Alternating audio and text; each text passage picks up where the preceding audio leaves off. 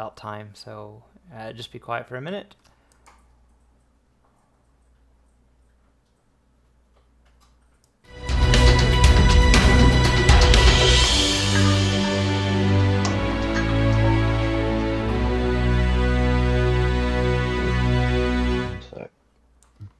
All right, we are live.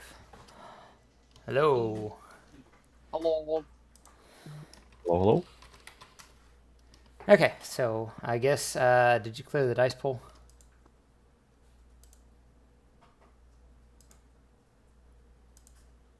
I'll go ahead and clear it. Ready to roll the destiny? Dice pool's cleared. Woo.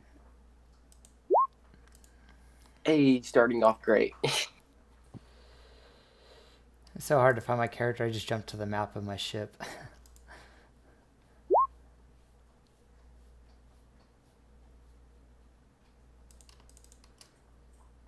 Okay, rolling destiny. Necro Techro. Contributing to the dark. You guys are setting me up pretty good. Oh, nice. Yeah, we did. All right, so I'm gonna roll. We need Ketkem to save us. Is Ketkem showing up though? Yeah, she said on chat. Okay. Looks like obligation lands on Necro. Ah, no, not again. It's either me or nobody. Okay, I'm not too strange. Hey, did you see my notes about what I wanted to do, like during my workday?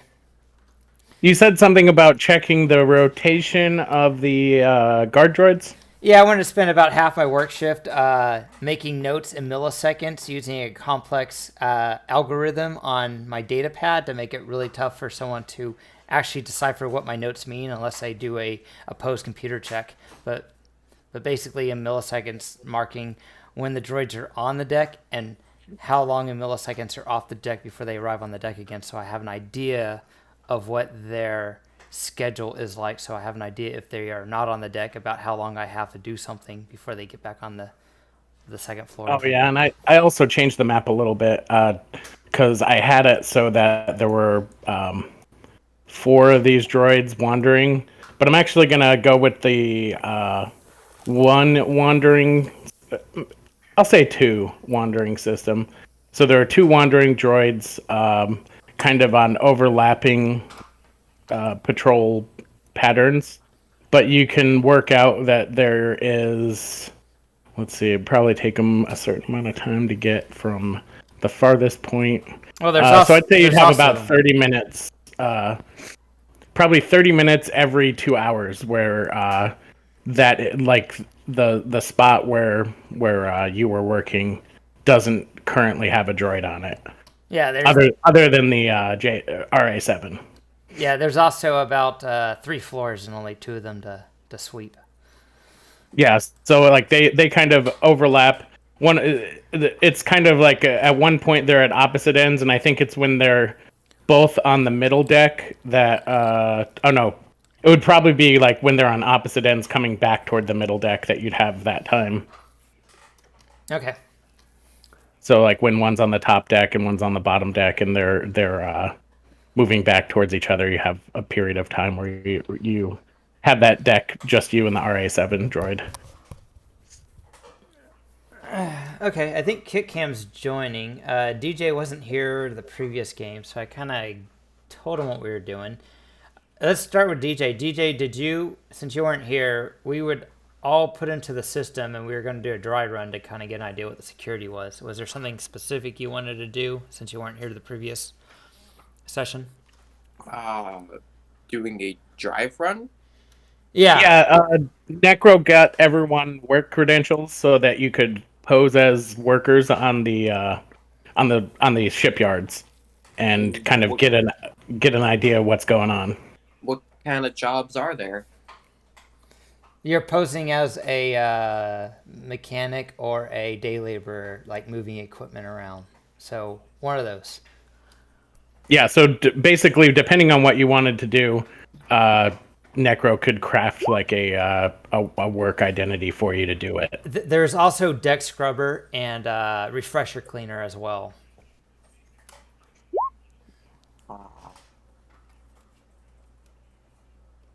Man, my skill set's not good for common work. Yeah, so you could be the deck scrubber.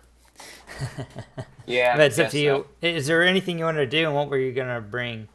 I laid out the rules pamphlet that one of our players that was playing, that's not playing anymore, but when he was playing, he got a pamphlet, and it said no weapons. They gave you a uniform to wear, so you can't wear your armor, and nothing restricted or whatnot. And there are no droids allowed. So were you trying to risk bringing anything illegal? No, I was not. Okay. So, and Guyver, did you want to do anything? Because there was something that Ketkem and my character wanted to do before the day ended when we were doing our dry one. And also, if Jihad, if you had something you wanted to do, I didn't know. No, I think I'm pretty much caught up on what I wanted to do. Okay. Do you want us to move to the Gozonti map? Yeah, let's see. Did you guys finish out your workday? You said you had one more thing you wanted to do beforehand. So yeah, let's move back to the Gozonti map, and then you'll have about another day in between this dry run and your first kind of official workday. So, so I sent Ketkem a message on the remotes. Basically, I sent her an encrypted message on the comms and said it might be a good idea to take one of the droids to the top deck of the Gozonti to see why all the doors are locked. And so that's, do I need to roll something to let her know that that's like code or something to, if the doors are not locked, you should probably lock them and then go get the droid. But that's kind of what I'm wanting to do, but not send a message that's not obvious. Yeah, I'd say you could probably relay that message. I think. See, I would say like maybe it would be a streetwise or deception for you to make the message easier for them to understand. But that might involve too many rolls. Like you'd make the message simple, and then they'd roll to see if they could pick it up. Well, I sent the message, so maybe it's something that Ketkem would roll to. I don't know. What would you do? I sent you that message, Ketkem. What would your character do?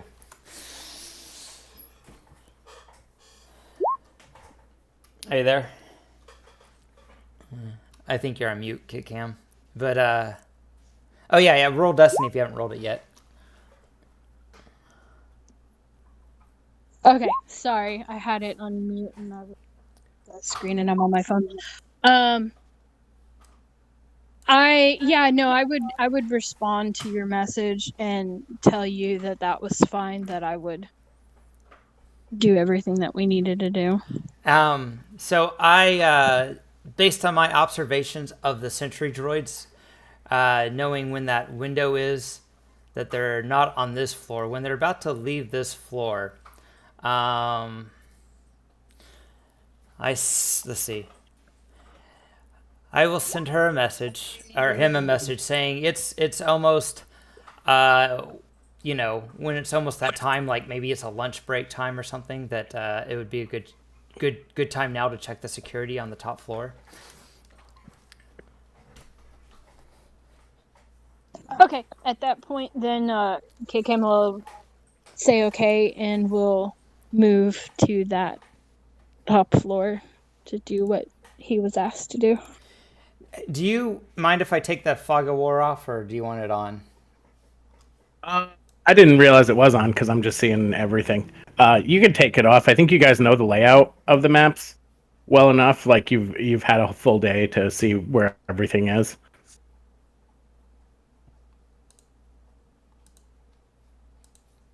Okay, here especially on the Gozonti. Okay. So Necro says that he's keeping an eye on the droid. once that time period starts where the droids are leaving, Necro is going to go into this refresher right here and try to slice into the restraining bolt that is on the RA7 droid. He brought a restraining bolt and remote with him to help him lock on to the correct frequency that the restraining bolts use. Okay, so I'll say you can get at least right tools for the job for having that kind of as an assist. All right, so what do I need to roll? I'm going to be using my ASCI goggles, and I have that remote that I can kind of hijack in and plug it into my my mini computer. Say 3 purple for the restraining bolt. Okay.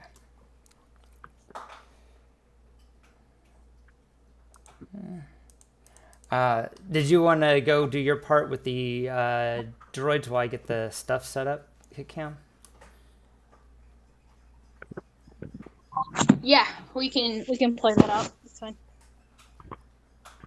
Are you on this map yet? Go ahead and move your token on if you haven't. Yeah, I think I saw. Oh yeah, Ketkem. you're up there. You're by the elevators. Okay. So you can move your character to whatever floor. You're in a stormtrooper disguise right now.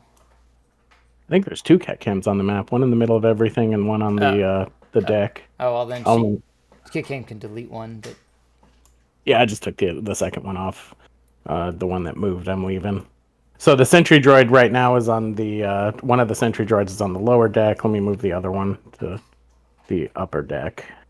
They had just moved, so they're starting their rounds on those decks. And upper and lower decks, I see on the map that they're like level deck 3, deck 2, deck 1, or whatever. So how is that? all right. So the first deck is how you get on the ship, and so that's where the cargo hold is. The second deck is where the bridge is, and that's where Necro's working.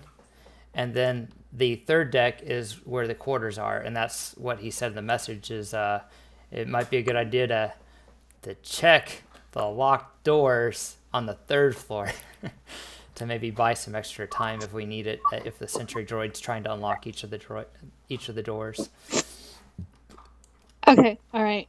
Yeah, then I will head up to that 3rd deck then and have a looky-loo around and see what I can find. Yeah, so they're up on the 3rd deck.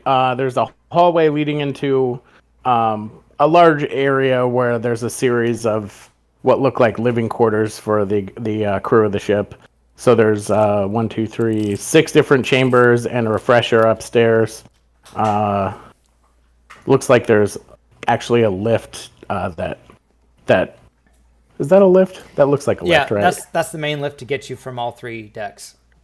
Yeah, so that right there is kind of the quick access between each of the decks.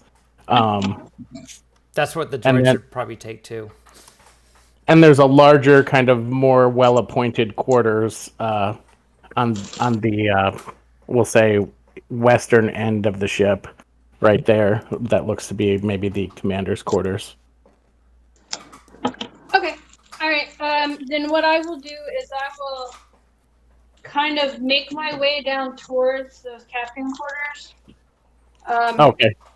So you come out right near them because that's where the lift is. So you're kind of standing probably 5 feet away from the entrance to the captain's quarters.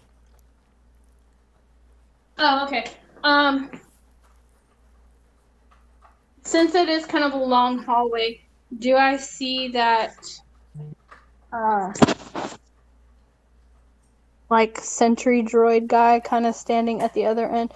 I mean, I know visibly on the map I can see it. But... Yeah, he so since they came up through the elevator and you just came up, he's probably about 15 feet down the hall walking toward the other end of the ship. Okay. I will roll stealth as I'm coming up then and kind of get behind that wall so I'm not visible just yet. All right. And then after a few moments, he turns this corner and seems to be kind of checking these quarters over here. I'm sorry, can you point to which? Oh, okay, where he's at now. Okay. So, Yep. I guess Ketkem is waiting for the droid to leave to lock the doors, or what's your? Is that? Well, I'm not really sure. I was trying to figure out exactly what it is that he's doing up here, like, because at this point, I'm assuming that I haven't seen him like trying to do anything. So I will, like I said, so I'm gonna pop back behind this corner. What's my difficulty roll on stealth first to kind of stay out of direct sight? So he wants to. Let's see. Ketkem wants to tell the droid. So that would be vigilance, right? Or perception? Well, the droid's not actively looking for a stormtrooper, so you could say vigilance, because it'd just be vigilance is kind of like your default perception if something's going on around you that you're not entirely aware of versus actively looking. Yeah, I'd say 1 red, 2 purple, but you get 2 boosts because he's not actively looking for you and you're in kind of the correct uniform. Okay, yeah. I mean, I'm not trying to like necessarily like duck and hide behind, like barrels and crates and stuff, but I'm just trying not to be in his line of sight. So that'll work. All right, you said 1 red and 2 purple?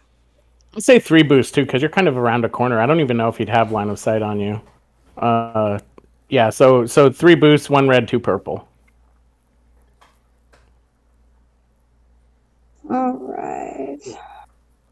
And when he would have a chance to see you kind of as he comes around this corner and looks both ways. Okay, so 3 success, 1 advantage. All right. So yeah, he doesn't notice you and he continues along this way. If you continue kind of watching him or tailing him, you see he turns up this way and seems to be kind of checking these quarters. Okay, and the door that I need to be locking is correct? I will. Yeah, in the message it said all the doors seem to be locked, but they obviously aren't locked right now, as you're seeing the droid enter easily without any issue. Okay. Did you forgot to add your little special device that was made for you? Oh yeah, I did, didn't I? Well, yeah, I think there was actually a couple of things that for some reason it didn't do it whenever I did it, but okay. Yeah, because I should have a total of technically like 6 boost, because since I got 3 boost, I also have 3 boost to my stealth. You also have embellishment. Well, if you have that stormtrooper armor on, you got a special embellishment for stealth, and then you also have that specialist tool that gives you. Yeah. So just remember to add. Just say that there's 3 additional boosts than what you got. Okay. Yeah. So. Because because that's how I have the stealth set up. I have it set up to roll the 3 additional boosts to my stealth roll itself. So then I went on top and I added the 3 stealth boost, the other 3 stealth boost, and so it only rolled those 3 though. So that's what I was saying. Like I should have had 6. So I don't know where. Did you type? Did you type 3B? Yeah. I don't know.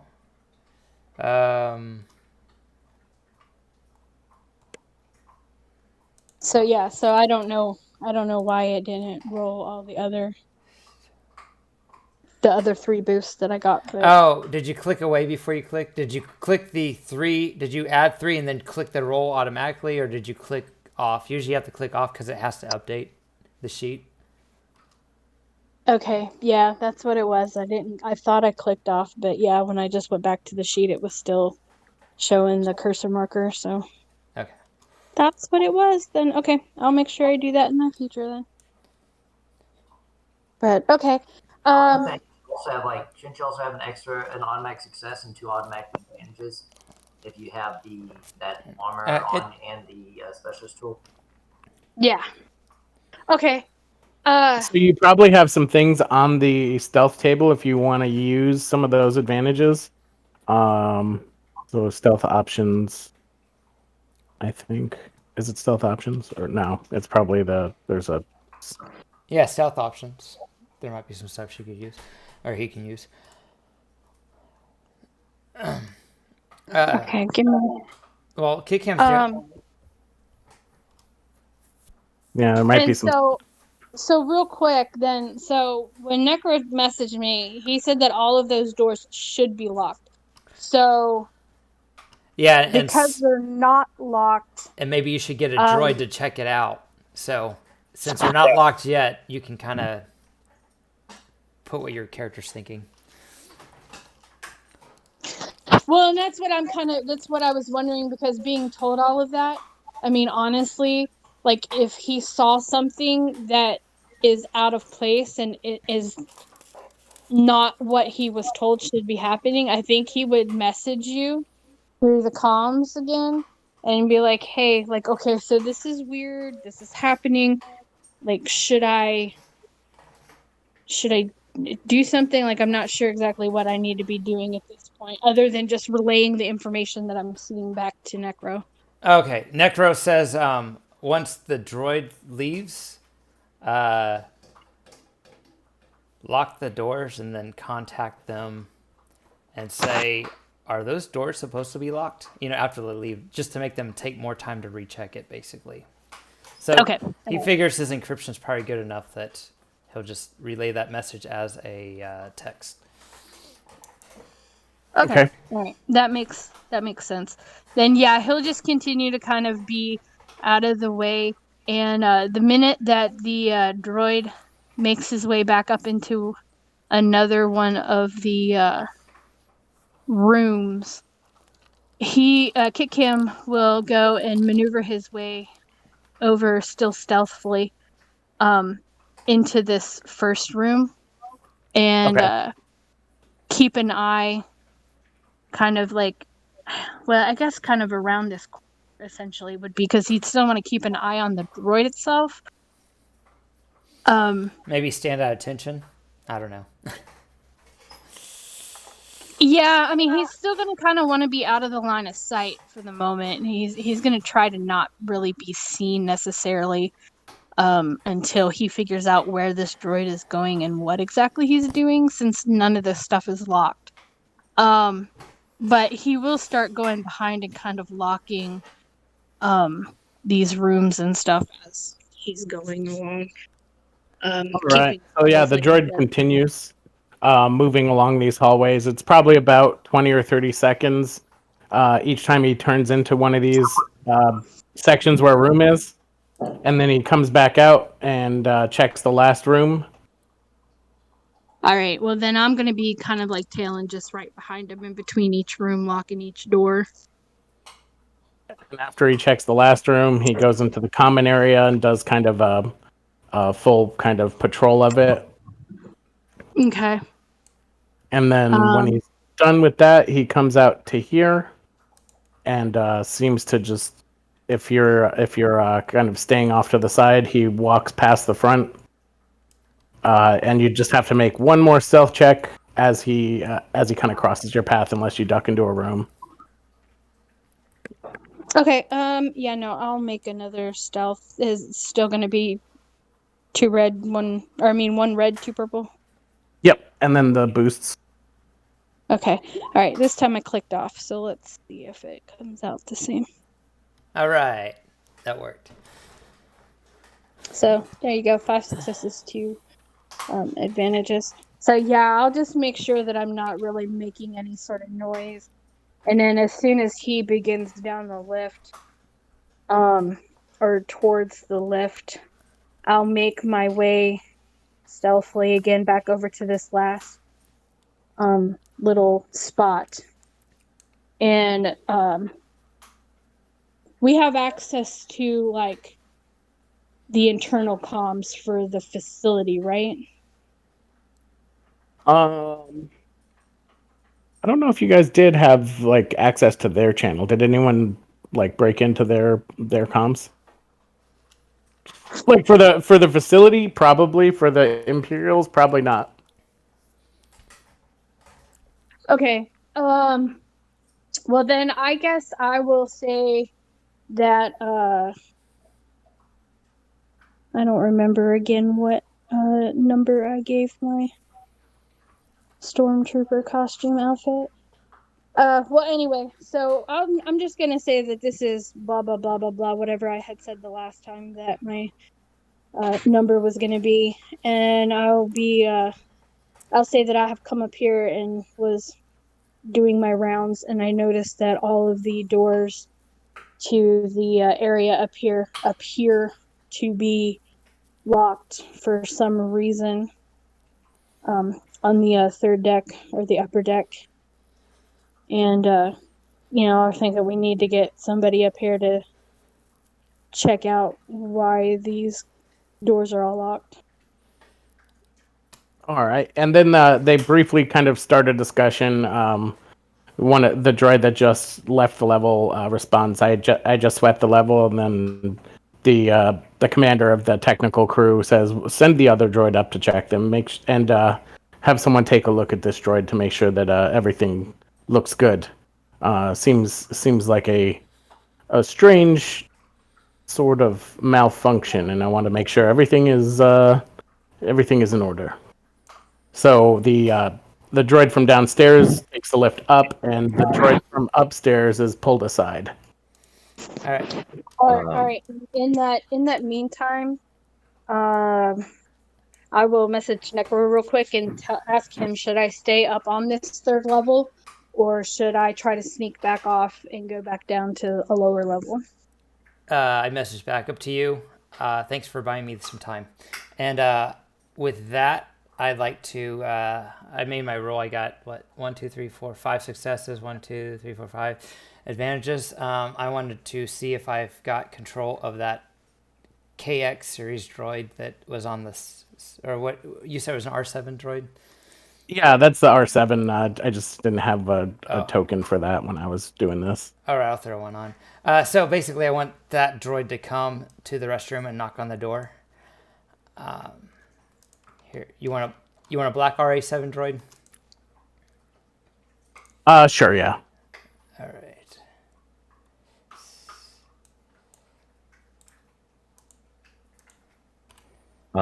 While that's going on, would that conversation about the issues on the top deck, would that be something that Jahat could have heard? Yeah. Are you using a an encrypted comm, and what do you call it? The three model comm?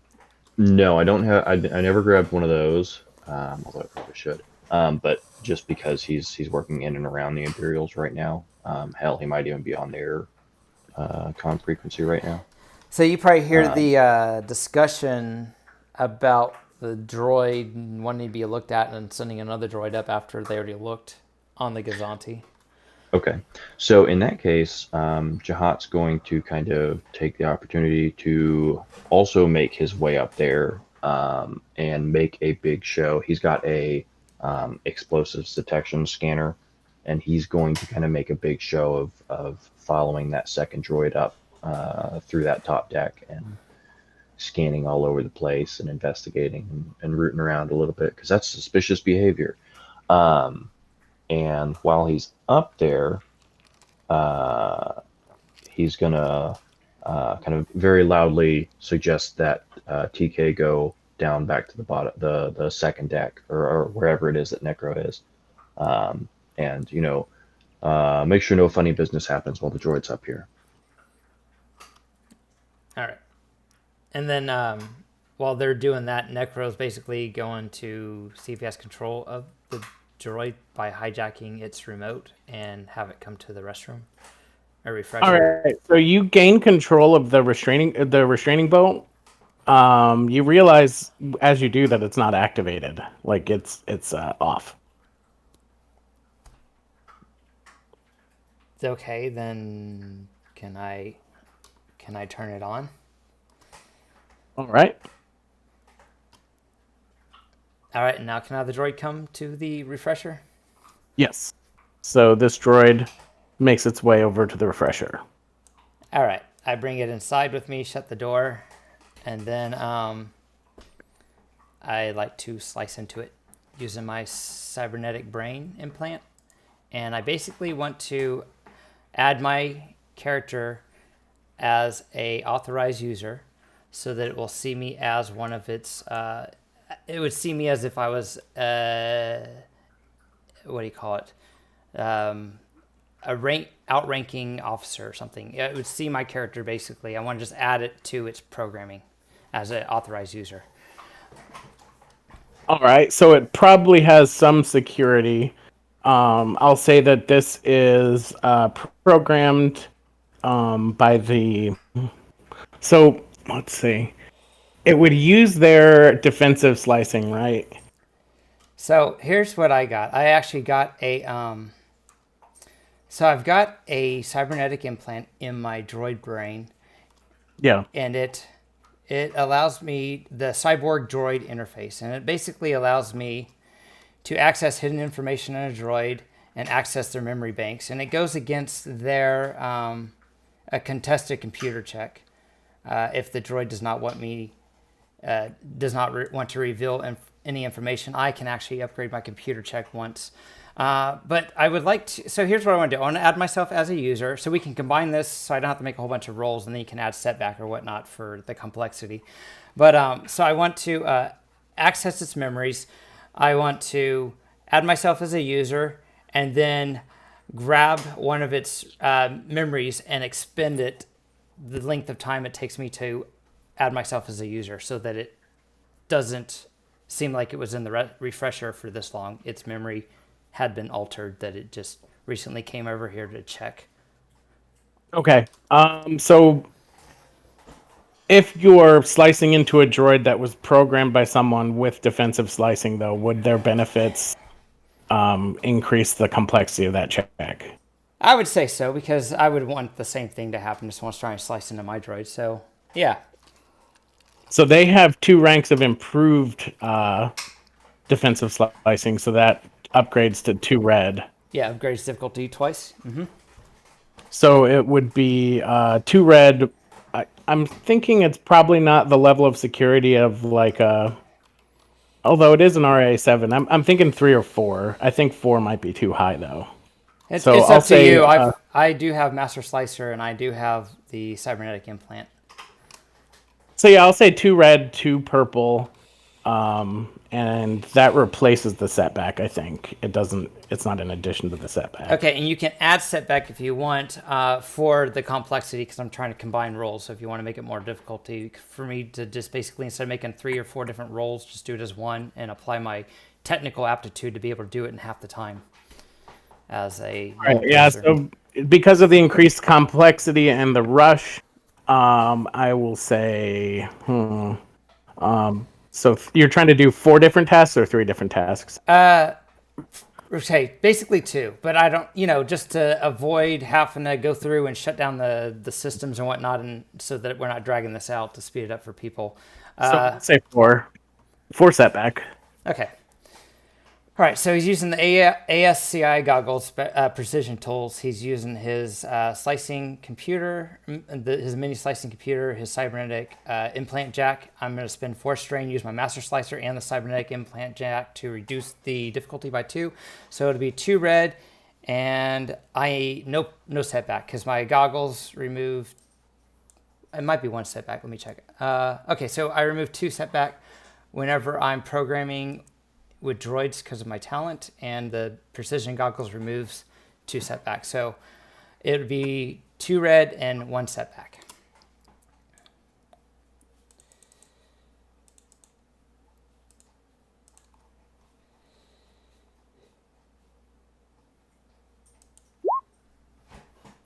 All right. Let's see. I would like to re-roll using my once per session talent. Okay. My master slicer. No, that's the wrong one. It's the natural programmer, once per session. Reroll. There we go. Did you cancel the setback? 1 setback. Sorry, let me roll this. 1 setback.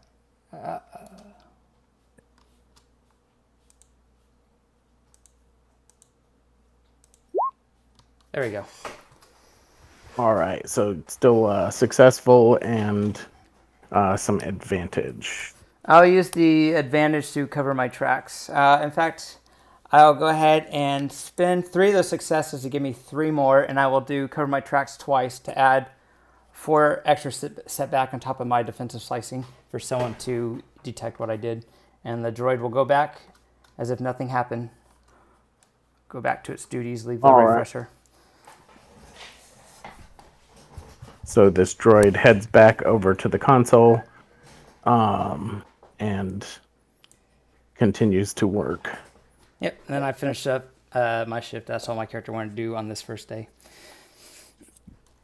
All right, was anyone else doing anything on board the ship other than enhancing the distraction? Were you planning to do anything while you were upstairs, Evan? No, didn't really have anything particularly in mind.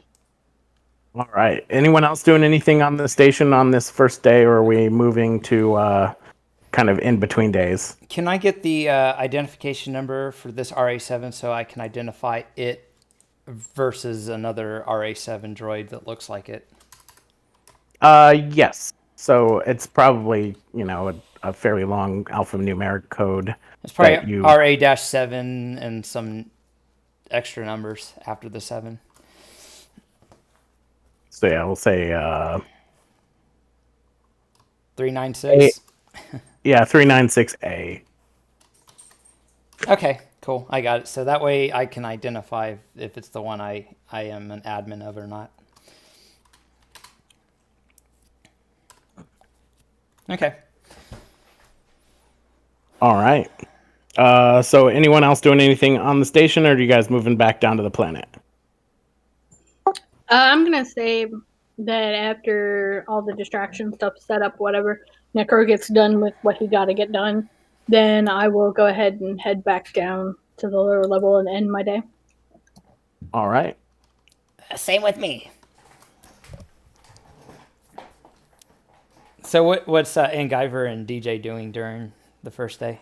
I know Angiver last session said he was kicking butt, making stuff in like a quarter of the time. And yeah, I think there was some componentization of droids and some modding of weapons. I think some of that'll take a fairly large amount of time. I think the droid is like 1 hour per encumbrance value to use the componentization. What is it? Mechanic thing. So, which map are we going to be on? We'll go back to, let's see, I think I moved it so it was easier to find. In Japan, right here. Are you online, Demarion? I'm right here. Oh, okay. And most of you guys were staying at this kind of hotel / supply shop, Radio Shack. It's a very it's good synergy. Radio Shack and a hotel. Yeah, I already started what I was doing the last game session. So then in between that time, those were the rules I made. And also that was when I determined the schematics for the building. So I'm waiting for the next day. Yeah, so Angiver has schematics of kind of the space station, including kind of access passages and air ducts and exhaust ports and all that. So there's kind of I didn't map that out, but it's kind of, you can move between certain levels using those as long as you can sneak in and out of the access points without being seen. I'm gonna send my droid in there, and it's got ascension gear on it, so it can move around.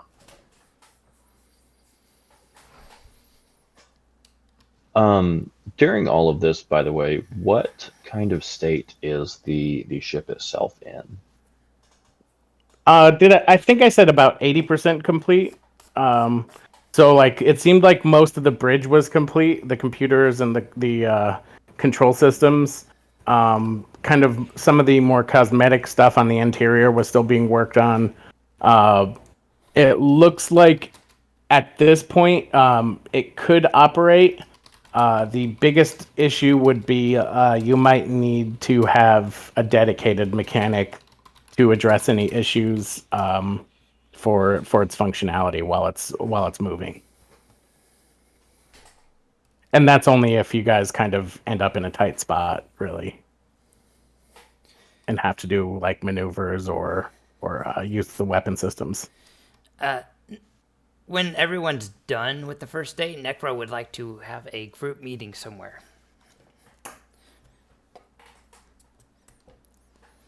Is your stuff Demarian happening during our first trial day, or is this stuff that's happening afterwards?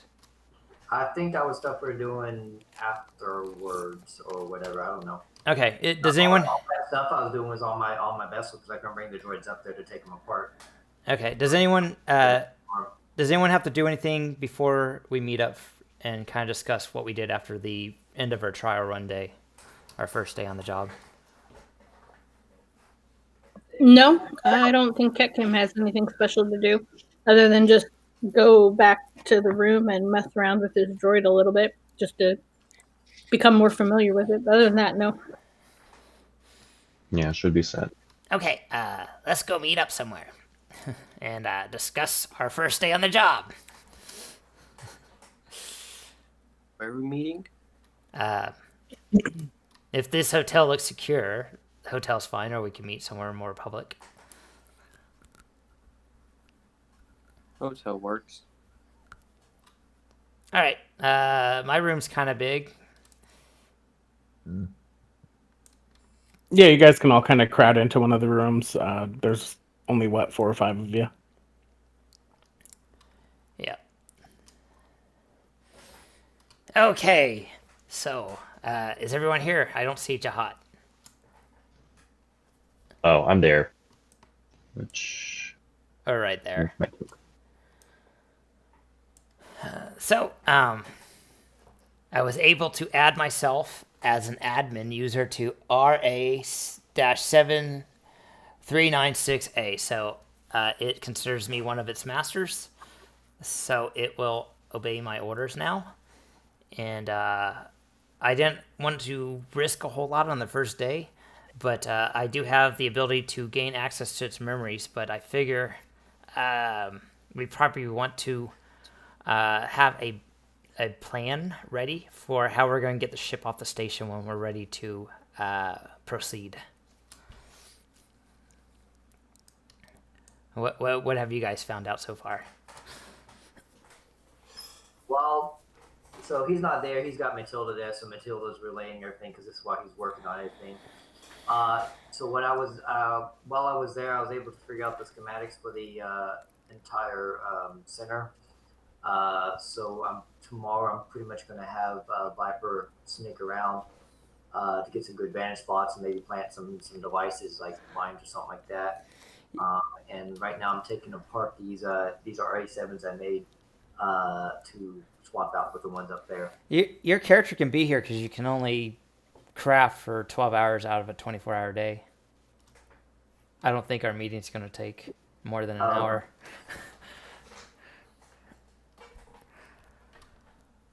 So you're going to sneak a droid on. Okay. Have our 2 Imperials found anything interesting to note? Nothing super interesting that would change our plans so far. Currently, I'm still using this opportunity to kind of work my way towards that deception of potentially us faking a bomb threat, disengaging from the station, and then jumping the ship away in the chaos.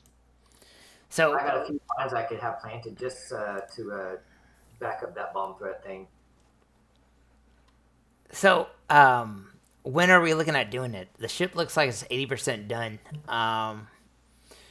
Maybe the systems, most of the systems except for the bridge are offline right now.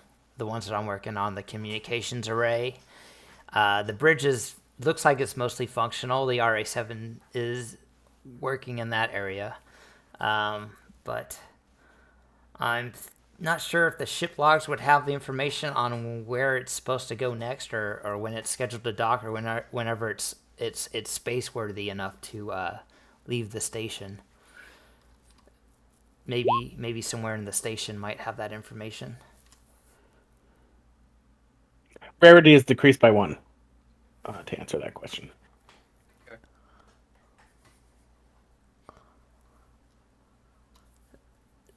So, what all do you need from us to get the bomb threat thing? And then once you issue a bomb threat, what are we supposed to do?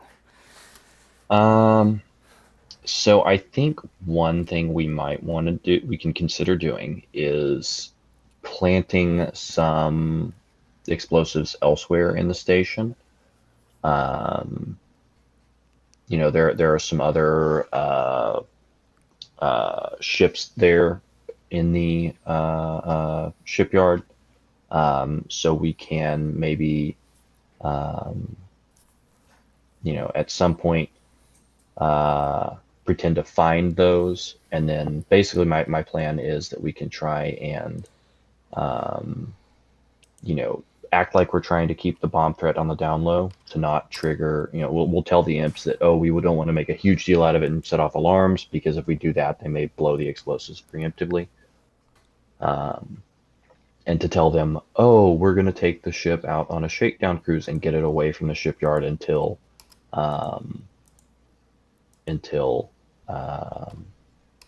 they can do a more thorough check there and clear it.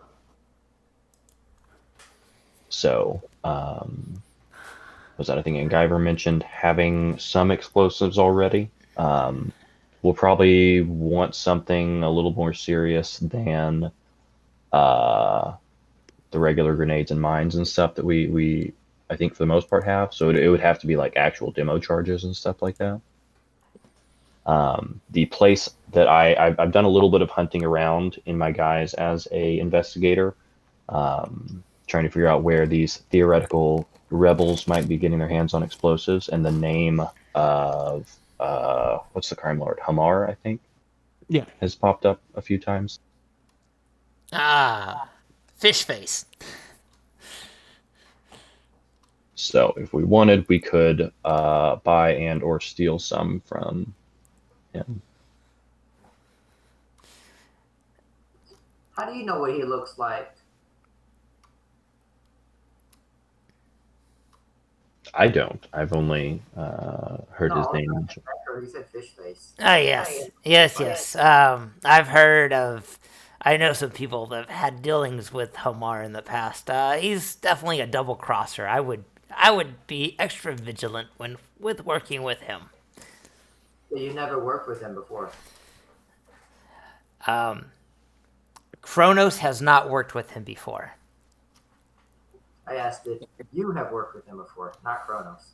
Zombre has worked with him, but not Kronos. Why are you talking to yourself? Why are you talking about yourself in the third person? You've got to keep your aliases up to date, and you don't want to slip up. So what I heard about that mission is true. Then I heard. I do not know what you heard about what mission. I just know that he did not want to pay what he had agreed to pay and wanted to change the terms of the arrangement after the fact, after the mission had been completed, after he tried to blow us up and shoot us out an airlock. You guys? I thought you never met him. Exactly. Kronos has not, but Zombre has, and this is what Zombre's crew has experienced, and from what I've heard. Deception roll or something. Yeah, that's going to be a deception roll. I am not saying anything untruthful. Zombre was the one that was on that. Absolutely wrong, actually. You are saying the that truth right now. Yeah, you are obscuring the truth. Plus, you also said he tried to blow us out of the airlock. Then you changed your story back. Oh, well. Whatever. He doesn't care if you guys believe him or not. So, Ketkem, I guess that's why those bounty hunters were after you then, right? Yep.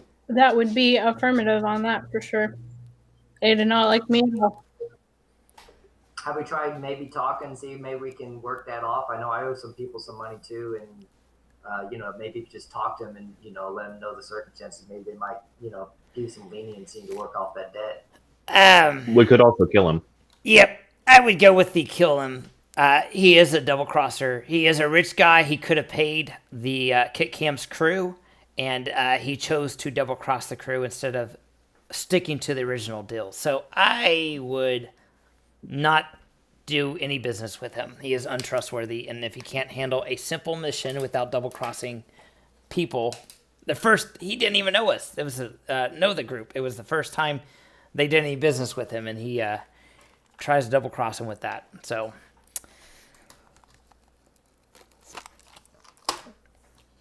that's just my opinion from hearing. I mean, he definitely.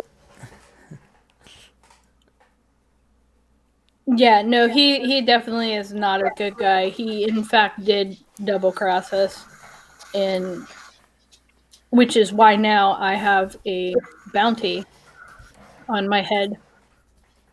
To under refresh memories, his goons did say that he wanted to talk when they confronted What him. to talk to sounds like.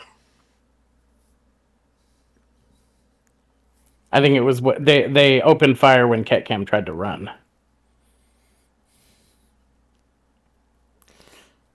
On the Gozonti, how many days does it look like, according to our logs? Because I was looking at the logs to make sure I was completing tasks on time as far as it was allocated. How many more days is allocated to our contract on the ship? Because that will give us an idea of when the ship's ready to launch. The work contract, we'll say, is another 10 days. Oh, okay. So I relay that to the group. We have about 10 days before the ship is ready to leave. Well, if we can get it built faster and then make it look like it's still behind schedule, then possibly that bomb scare could probably be a good way to sneak it away. Do they have anything like a engine shakedown cruise scheduled? What, like a test flight type thing? Right. I don't have that information. My computer spike was very limited in scope. It just put our aliases in the system and shuffled around the ones that were in the, Why don't we the make station. it scheduled? Okay, so that might be a good question to try and get answered tomorrow. If we got access to the Department of Labor records again, we could look, but not sure if you guys want to break in again. Yeah, no real need to push our luck there. I think maybe something like that would be information we could find on the shipyard itself. One thing I've been thinking, who is actually running the scanners at the entrance? The scanners are typically being run by the planetary military and overseen by the Imperial skeleton crew. So there's, I think, 4 Imperial soldiers. I can check the map. Kind of spaced out throughout that area, and then most of the security is Tallaan military. So yeah, there's 4 Imperial Army troopers and a stormtrooper captain a stormtrooper sergeant up there with Tallaan security forces. Okay. Could I?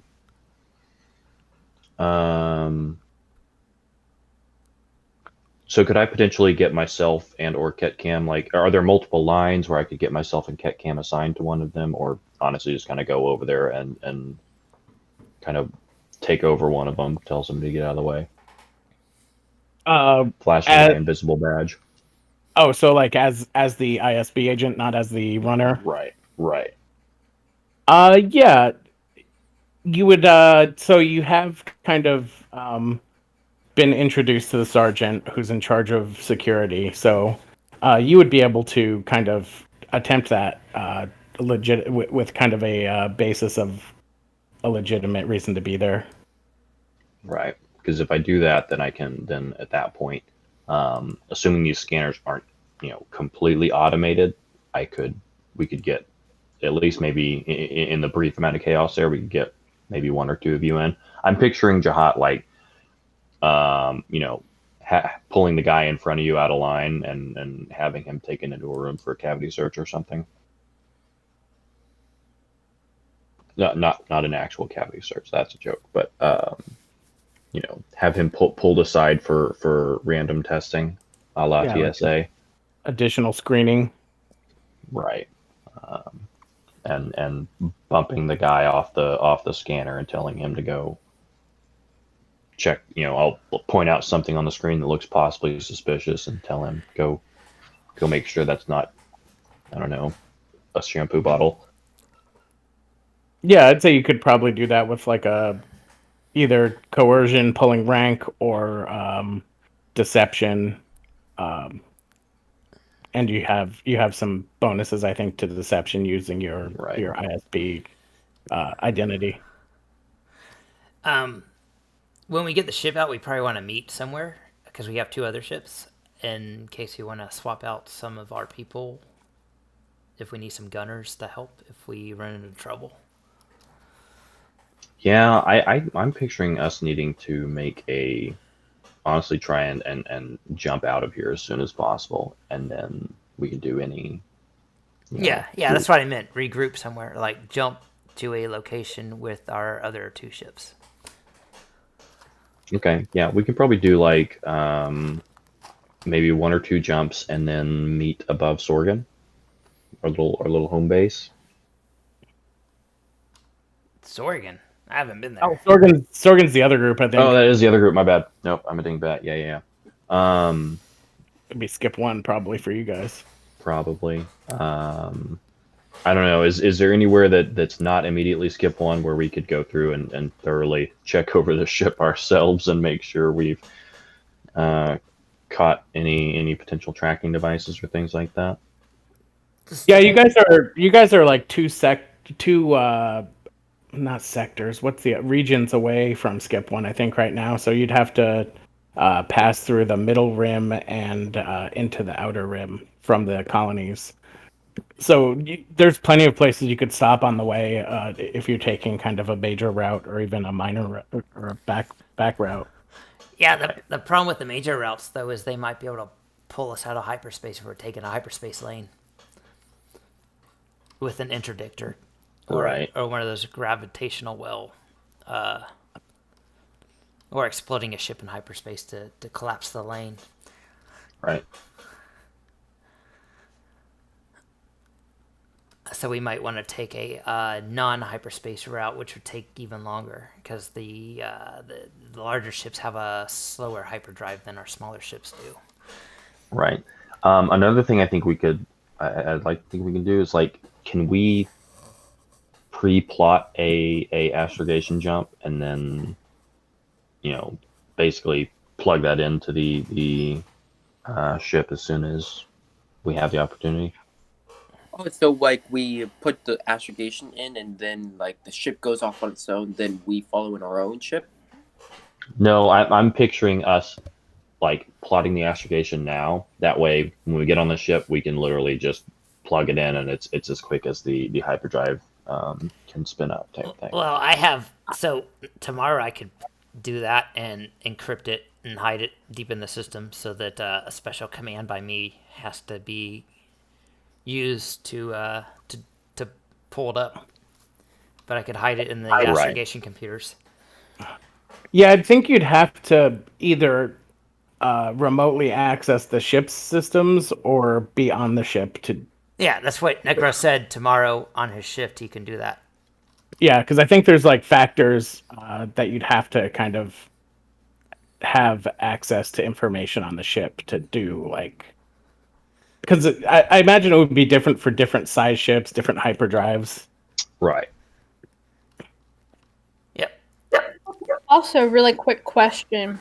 As far as the exit strategy goes, were we planning on removing our personal ship before this big ship takes off, or vice versa? I would. You guys can do whatever you want. My ship is a taxi, so it can meet us. I just need to know what to tell Ada Bell as far as where we're going, and so Ada Bell can do business as usual, pick up passengers and drop them off, and have the ship make its way to where we're gonna meet up. Right. But as far as Angiver's ship, I'm not sure. I know his ship's super fast, so his could actually take off. Didn't you guys get here like 3 days before us? Yeah, pretty quick. Yeah, I think it was something like that. So- Well, I was just asking because I think if the Angiver ship were to take off after we have commandeered the ship, that might potentially put at least Angiver and whoever is on his ship in a bit more potential danger. And then also on top of that, we have more potential of losing multiple ships. Where as if I think if they would leave prior to us leaving on the big ship we're taking, then that would, I don't know how that would work exactly, but it would be less of a risk of us losing multiple ships. And less suspicious too. Because Yeah. I'm reasonably certain after a bombing at the spaceport, they'll probably try and lock down a lot of this. His ship's fast enough. He could probably wait for a few days till after they realize there's no more threat on the planet and then take off because his ship's got a super fast hyperdrive. That's true as well. He could probably wait at least a week and still meet us to the rendezvous place before the Gozonti gets there. Okay. All right. That sounds good. I just wasn't sure exactly of what our afterthought plan was going to be. So we should probably pick a sector. We gotta avoid the major hyperspace ones. We gotta remove any transponder codes off the. Not just transponder codes, but they have. I've heard that we should probably do a thorough sweep and make sure there's no tracking devices on the ship. In fact, I can start looking for those on my shift tomorrow while I'm doing the other task. Can we find something like a nebula or something like that that'll block potential tracking signals long enough for us to check over the ship thoroughly? I don't. If there's a black hole in the sector, that screws up, and people, black holes are certain nebulas people can't do hyperspace through. So that might be a good way to lose people if we travel through one of those sectors with a black hole. Yeah, I'm thinking just parking somewhere. Like while we just check over the ship specifically for tracking. I'd say you guys could probably do like a what kind of knowledge roll would that be? like I feel like the closest thing I can think of is like astrogation or a specific, like Outer Rim might cover it, but I don't know that it would. I think astrogation makes sense. Yeah, astrogation makes sense because we're just aiming for an anomaly instead of trying to avoid it. Does anyone? Yeah. Does anyone have better than 1 yellow, 6 green?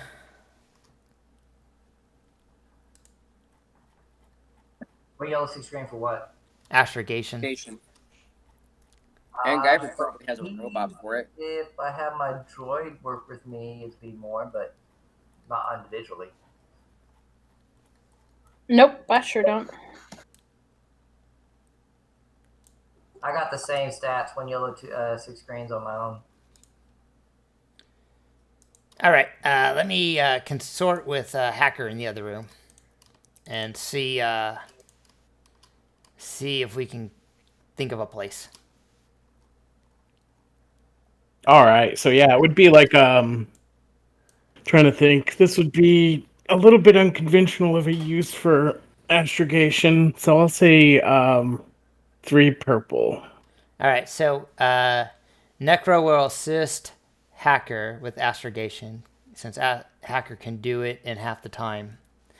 So he will grant his intelligence to Hacker. Yeah, Speedy has two yellows in astrogation. So, do you want to give us some light side points? I don't think we have any. We don't. So, if you want to upgrade this, Chuck, that'd be cool. That'd be really cool if you did.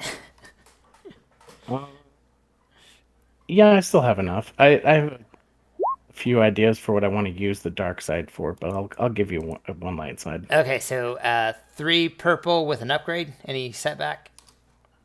Yeah,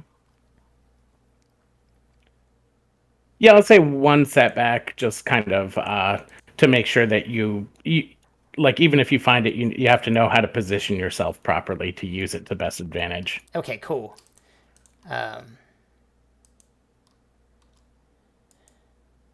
All right, so he gets speaks binary too.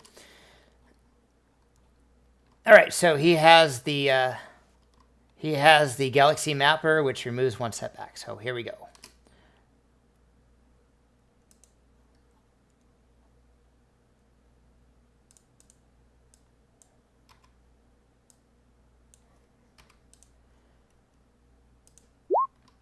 All right. So is that a yeah? Yeah, so you're able to kind of find a perfect spot, close enough that you can kind of jump to that point, and then from there kind of shake a tail. Okay.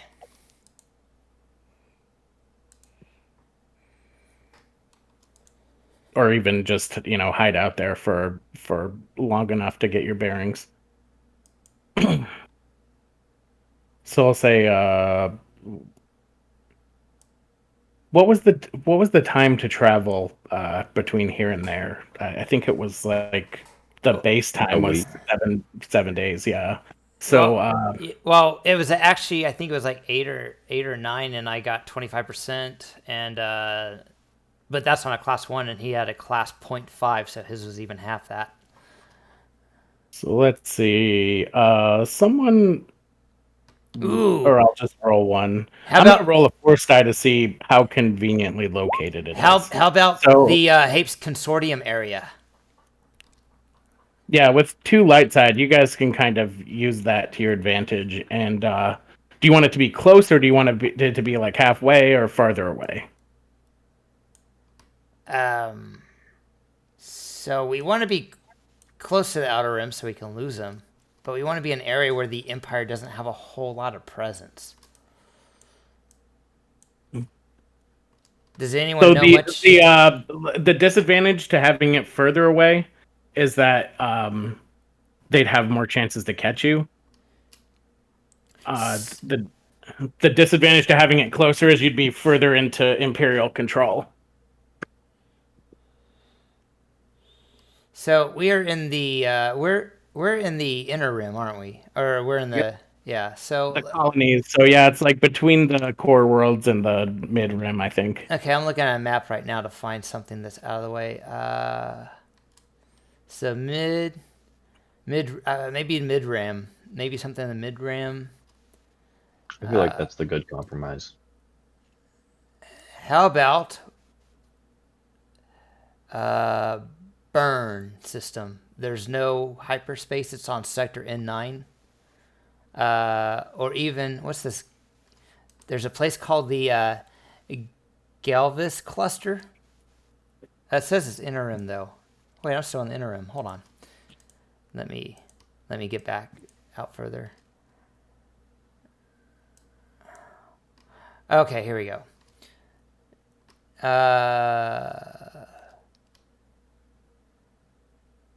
How about, okay, so I found something.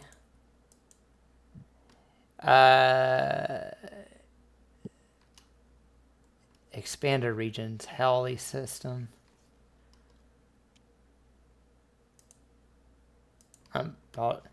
You guys can discuss stuff. I'm looking at systems on the interactive map real fast.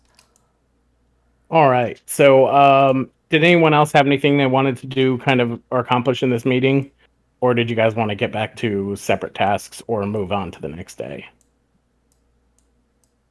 I'm trying to think. I don't know. Do you guys have any other major ideas for either preparatory things we need to do or major concerns? So like I said, I'm just doing what I said I was doing on Discord. Where I've made all those rolls to break down those droids, so we can sneak them aboard. And then I'm also going to have my stealth bot sneak around the facility to, if we need to take out things or plant bombs or something.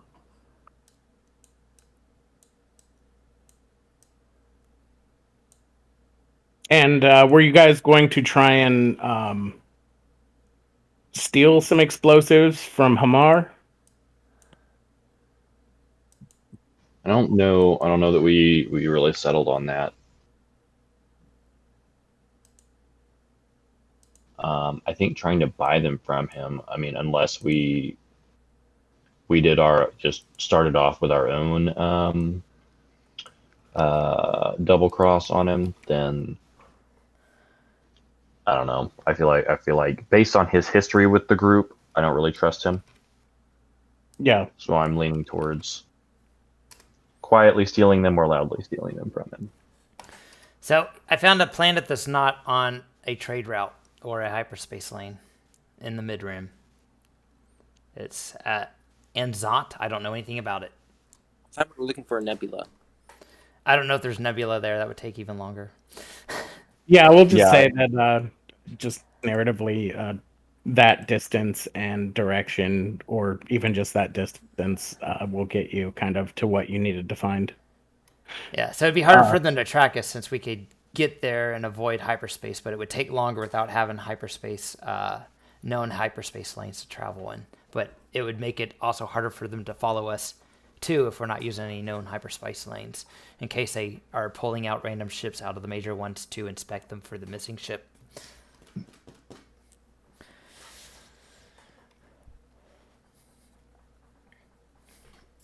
All right, so that will, I think, just kind of arbitrarily, we'll say that that's going to be moving from one sector to another, so at least 3 days with a speed 1 hyperdrive, right? Does that travel between sectors? Yeah, before you roll.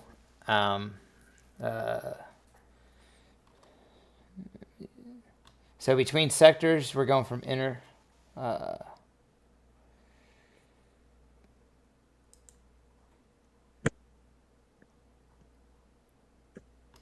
Okay, within between regions, 3 days to 1 week. Yeah.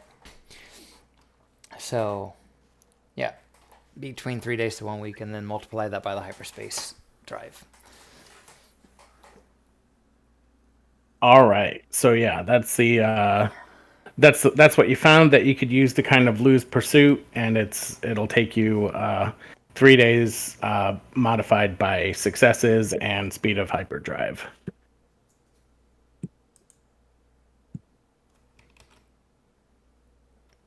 Sounds good. All right, so what's the next steps? What are we doing now? We got 10 days before the Gozonti is done and ready. Do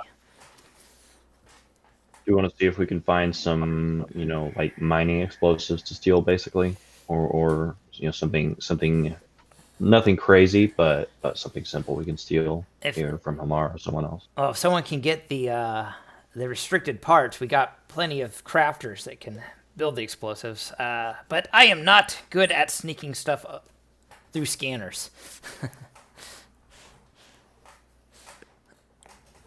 Don't worry about the scanners. I'll handle that portion of it. I can have my stealth droid take stuff around that we can't get through the scanners.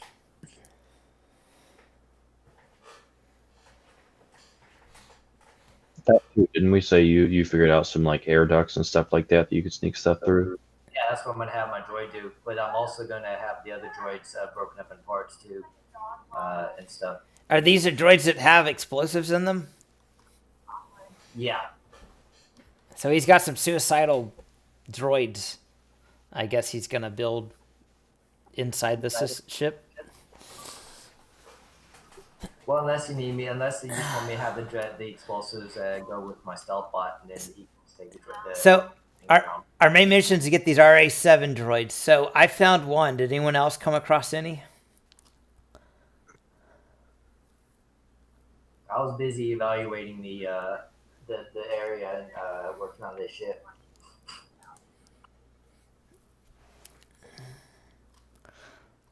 So you had one by that console on the bridge. Yeah, you guys didn't poke around too much other than in those kind of specific locations, the third and top floor. Did we see any on the top floor when I was going through scanning stuff? Let's see. No, you didn't see any on the top floor.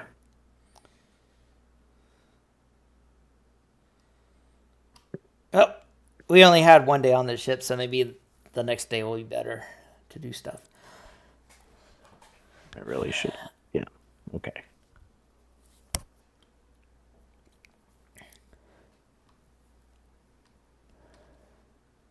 Do we want to go through the different days, or do we want to just say what we're gonna do and then make rolls for it? How do you guys want to proceed? I think we can do it probably a little bit montage style. Yeah, so give me kind of a timeline of what you guys are doing.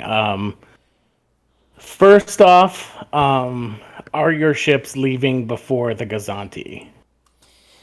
I think I vote yes. Could I slowly swap out the droids? So, like, I'm going to send up the droids I built in components and then break down the ones that we find and then put them back together when we get back. Is that for the RA7s? Yes, those are RA7s. That would take a lot of time to break down those other droids. It's not a guaranteed thing, and I mean, at this point, sounds like we're pretty solidly planning on stealing the ship anyways, so there's no real need to sneak them off. So So you just want to store them in the Gozonti somewhere, like in a hidden place, and Yeah, we can knock them out with an ion blaster. they don't notice the difference. Hell, we could even use your droids and have them maybe wander the shipyard a tiny bit and have one of them go off as one of our first bomb threats or something like that, or as a distraction.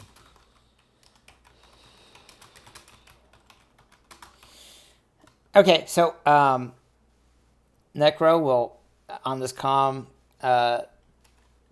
will contact Annabelle and let her know to do her taxi runs and make her way to the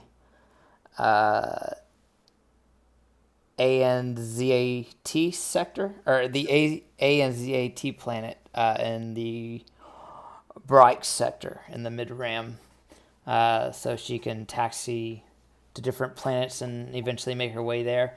What kind of role is it to have a good idea about what possible hyperdrives might be on a Gozonti-class ship? I think that Angiver could do another known schematic, or you could do like there's a mechanics check, right, to like assess a structure or vehicle. Yeah. Do you want to do that, Angiver? So you could generally, say what a ship of that size would have, or Angiver could probably know the schematic of the ship and actually know what the exact hyperdrive is. I'll make a check. Okay. I know what it is out of game, but Angiver, will you go ahead and do a known schematic?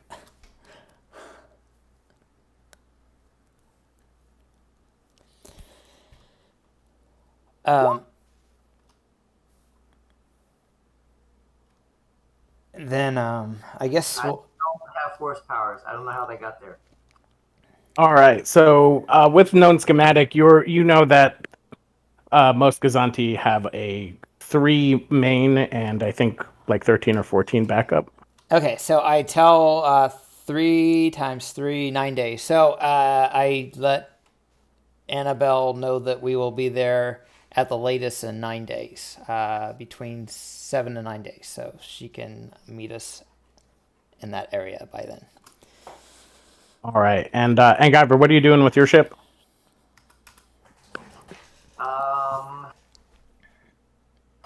So I can fly it myself or have Speedy Drive fly it. I don't know who's flying the Gozonti when we take it. One of the players said they had piloting space in our group. Okay. Yeah, you can either have one of the group fly the. So yeah, if you want to have one of your droids fly your ships out of here, as long as it's not affecting game mechanic, like they can't fly in and fight TIE fighters or anything, but they can just get your ships out of here without counting as your NPC.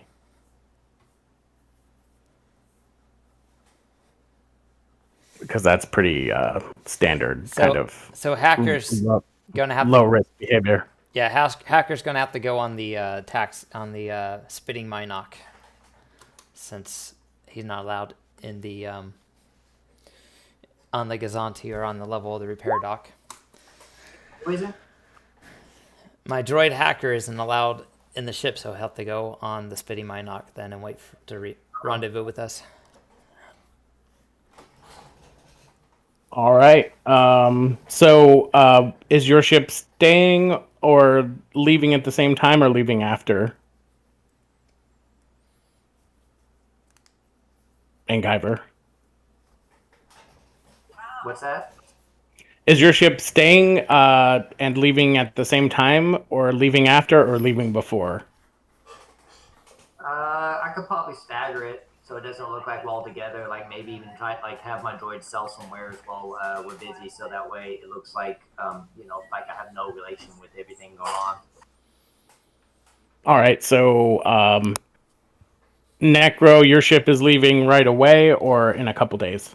No. So the spitting Minoc is collecting passengers right now. It'll leave tomorrow to take people to the next planet in the same system. Then we'll take passengers from that planet to another planet in this system.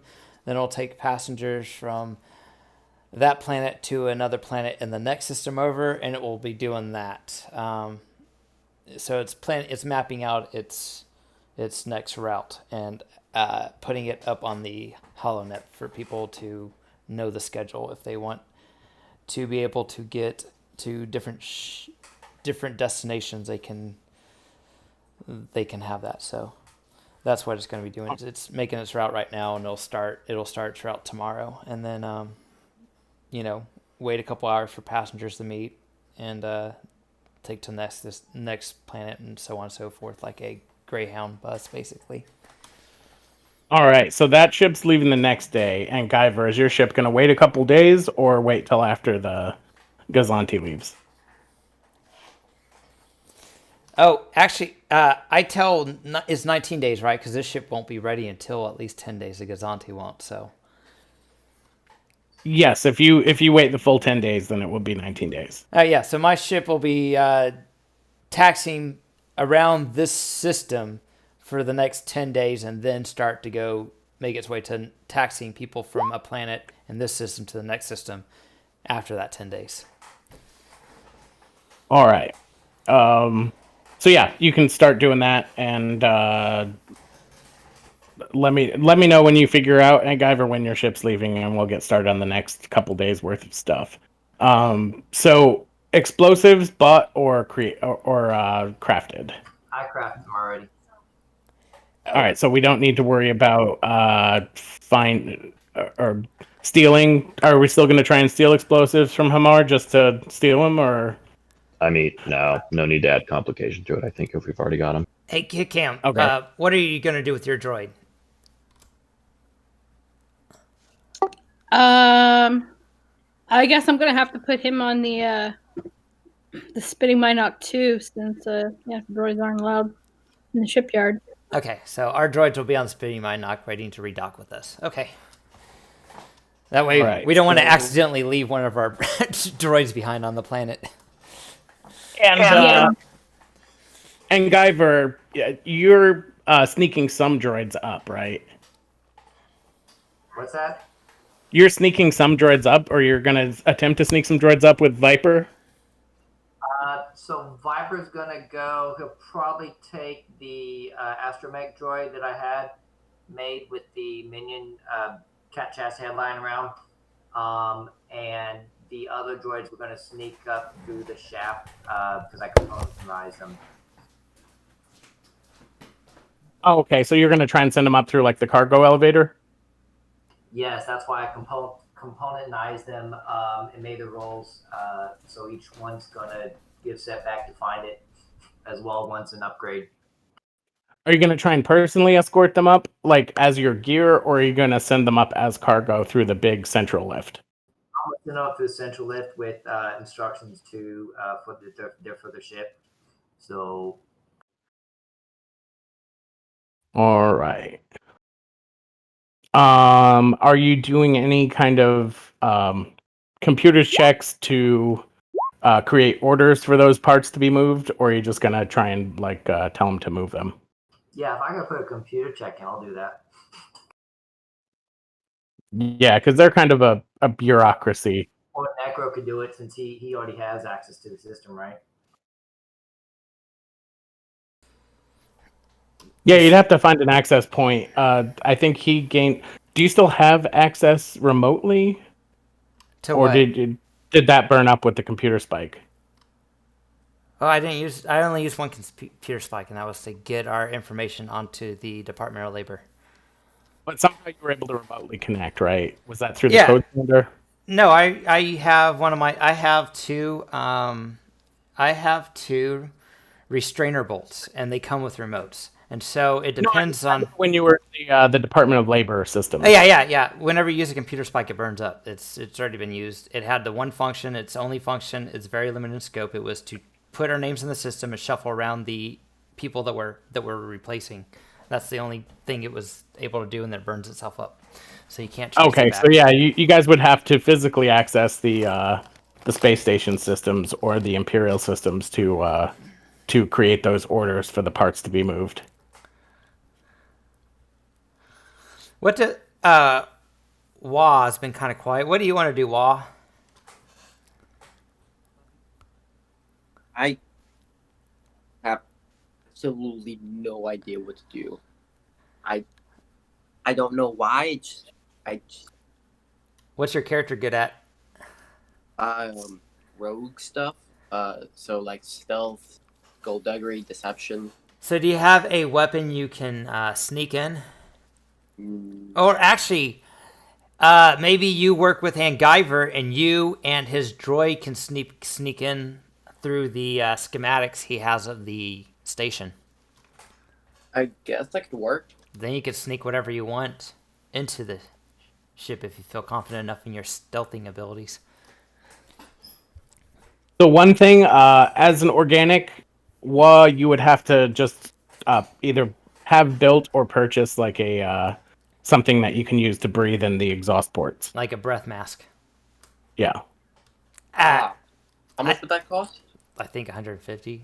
Let me double check. It's pretty cheap. Okay. I don't think it's restricted or anything.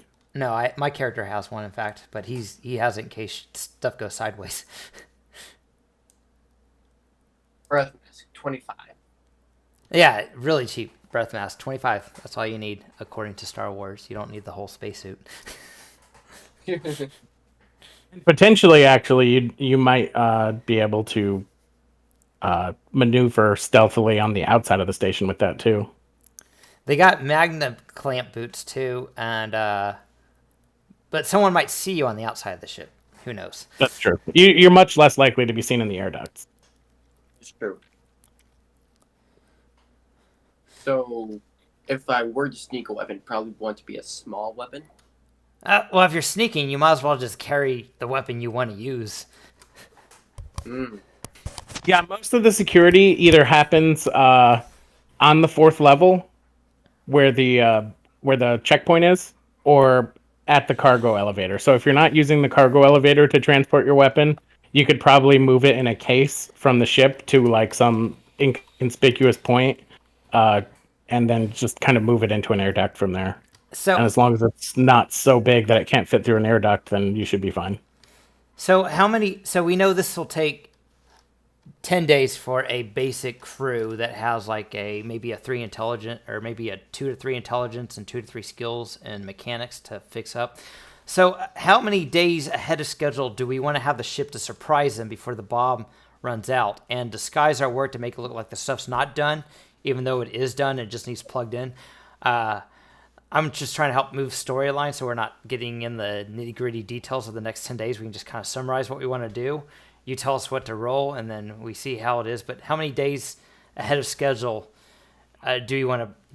What day do we want to basically steal the ship?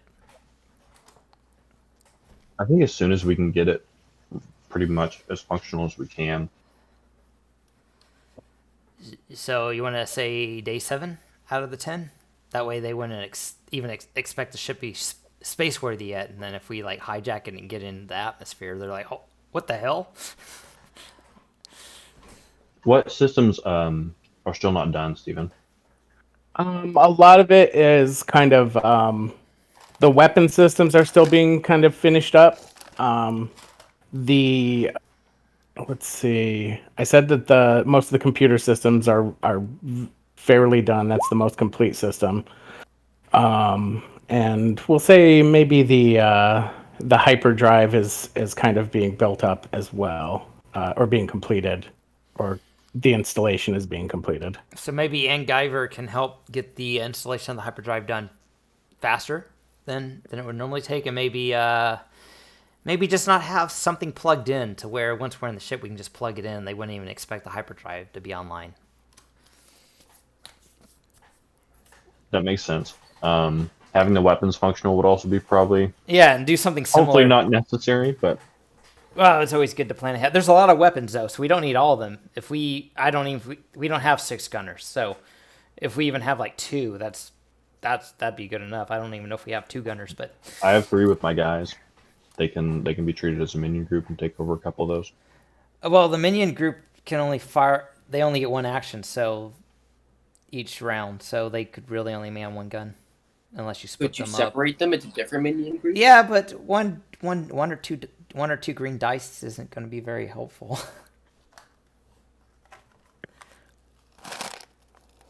We'll see. We can decide then. All right, so prioritize the hyperdrive and then the weapons, and I guess you could like give us setback or upgrades for Angiver or whoever's going to work on those to do that and make it look like to complete it faster. Using the successes to complete it ahead of time, and then taking some setback or upgrades to make it look like it's not complete yet. Make it look like it's on schedule to be completed on the days that it's supposed to be on. So I guess the question would be, do you want it like finished, permanently completed, or do you want to try and get it complete enough to move? Because like one would be a lot quicker, the other would be you wouldn't have to go back in and complete it after the mission.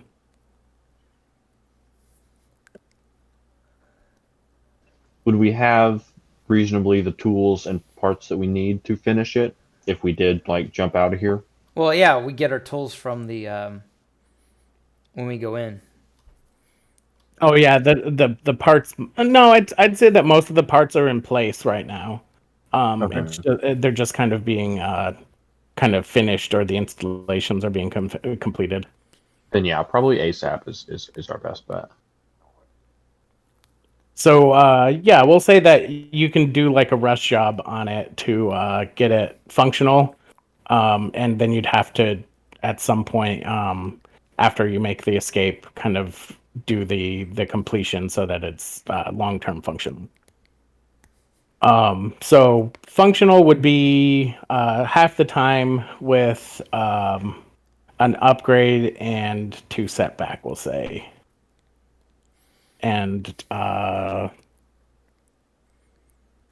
say that to get it done, let's see. Get it done around day 7. Would that be a little easier instead of day 5? Yeah, day 7. Let's see. So each success would take off 2 hours normally? Yeah. Okay, so I'm trying to think of like the difficulty to build a ship of this class is what, like 3 purple? I have to look. What is this? Is a Corvette? It's under assembly, I'm assuming. So let me look at assembly on the character generator. Yeah, normally it's 50 days for still 5.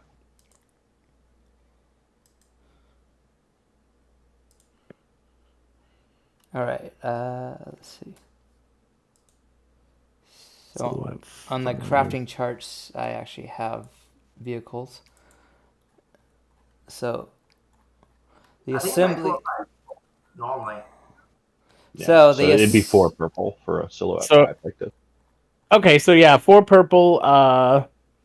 4 purple with 2 setback for the 7-day time frame. And then you can knock off hours based on successes. You can knock off 2 more hours each success. Do we have anyone? Unless you want to treat this as just the engines. Does anyone have good leadership skills in the party? I do. So you could probably use your leadership skills to encourage the 100 people working on assembling the ship to assemble it a little faster. Could you do that in a way that wasn't conspicuous, though? That's what setback are for, or upgrades.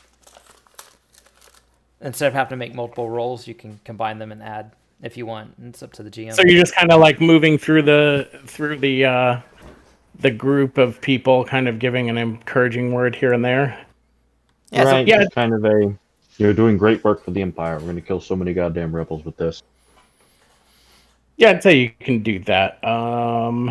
We'll say 2 setback on that, and it'll be a 3 purple check. So that gives him something to do, and Guyver can make the roll for mechanic, hiding the real progress of stuff.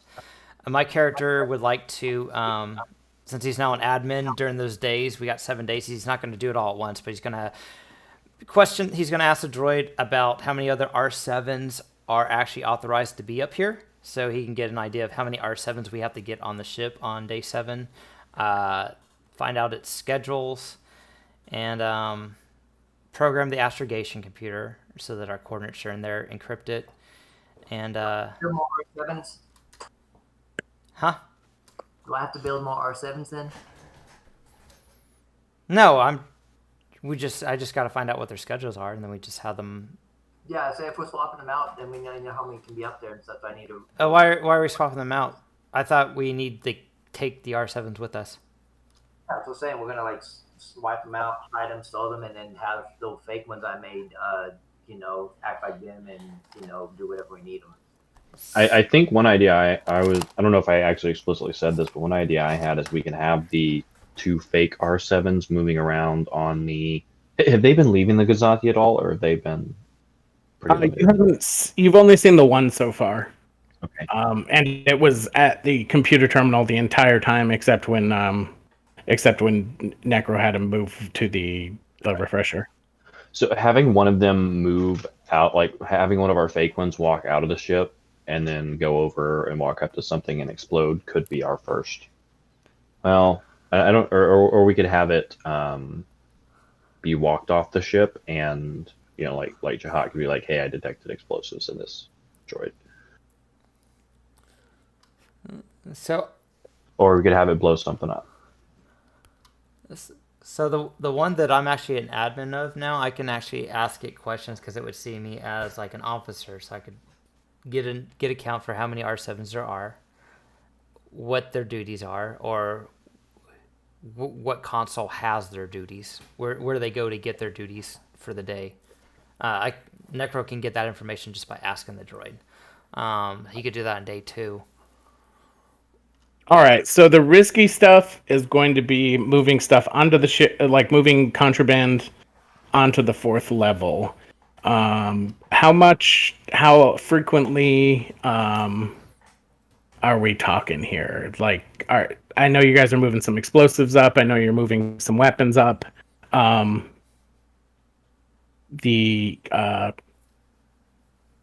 And Wa and Viper are going to be the ones kind of moving through the airlocks or the exhaust ports.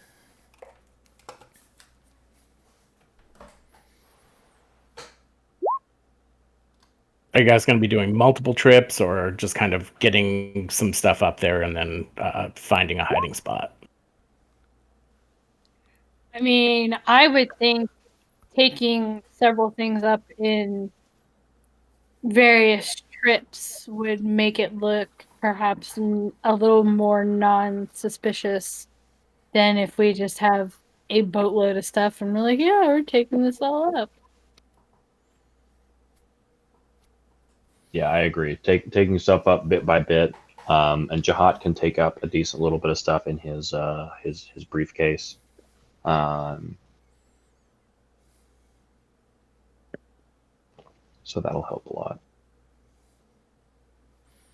So the few things that to note about the station, kind of your knowledge of the blueprints, and also seeing what you can see on that level. There's the main freight elevator. There are, it looks like 3 lift tubes away from the central lift that are disabled. So those elevator shafts are still there. If you guys are sneaking in, climbing in, whatever. there's also the air ducts. So there actually is a tube that lets out pretty close to the Gozonti. It's just a question of whether you could sneak in and out of that access point. It's also pretty close to like the supply depot near the Gozonti, so you could sneak some of your stuff into the supplies for the ship and then just have someone move them onto the ship.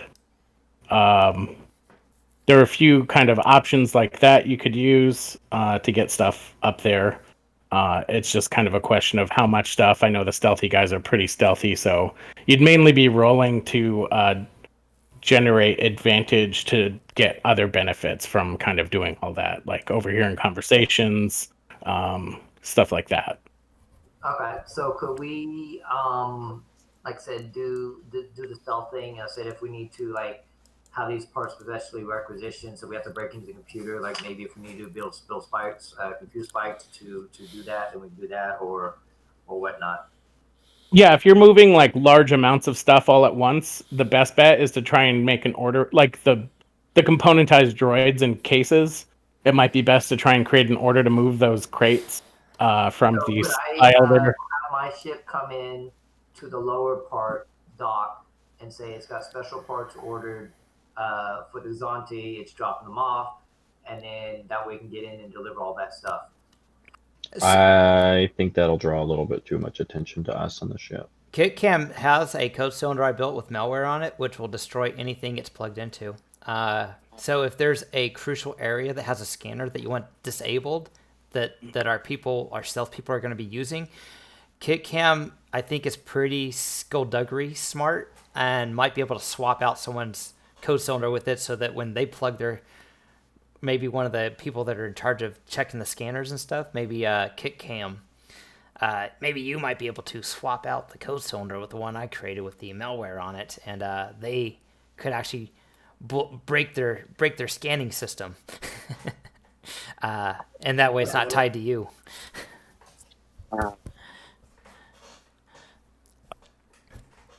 And that might be an easier way to get stuff on and off if the scanner system's down, because those things are pretty big. They're like an encumbrance 10.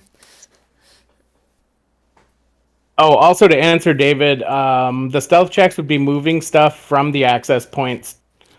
So from the dock to the access, the initial access point, and then moving it from the end access point on the 4th level to the ship. So basically just trying to get from the air duct to the ship without being seen. What would be the difficulty of that? I would say since you're kind of bypassing the main security areas, it would probably just be 2 purple. Okay. Okay. I saw Ketkem was trying to say something. Wait. Why is there? I don't have any force die on It my. might be in the dice. It might be in the GM pool. Yeah, I rolled a random force die earlier to determine something, how good your luck was on something. Okay. So I'll take that out. Yeah. And that should fix it. I forgot to take it out when I did it. All right. So, what did your leadership role provide, Evan? Also, I saw a leadership role. Yeah. So my role, I guess, was technically unsuccessful, but have some advantages. I guess maybe, I don't know. I'll give 2 boosts to following roles. So I don't actually speed up the actual crafting of the ship, but.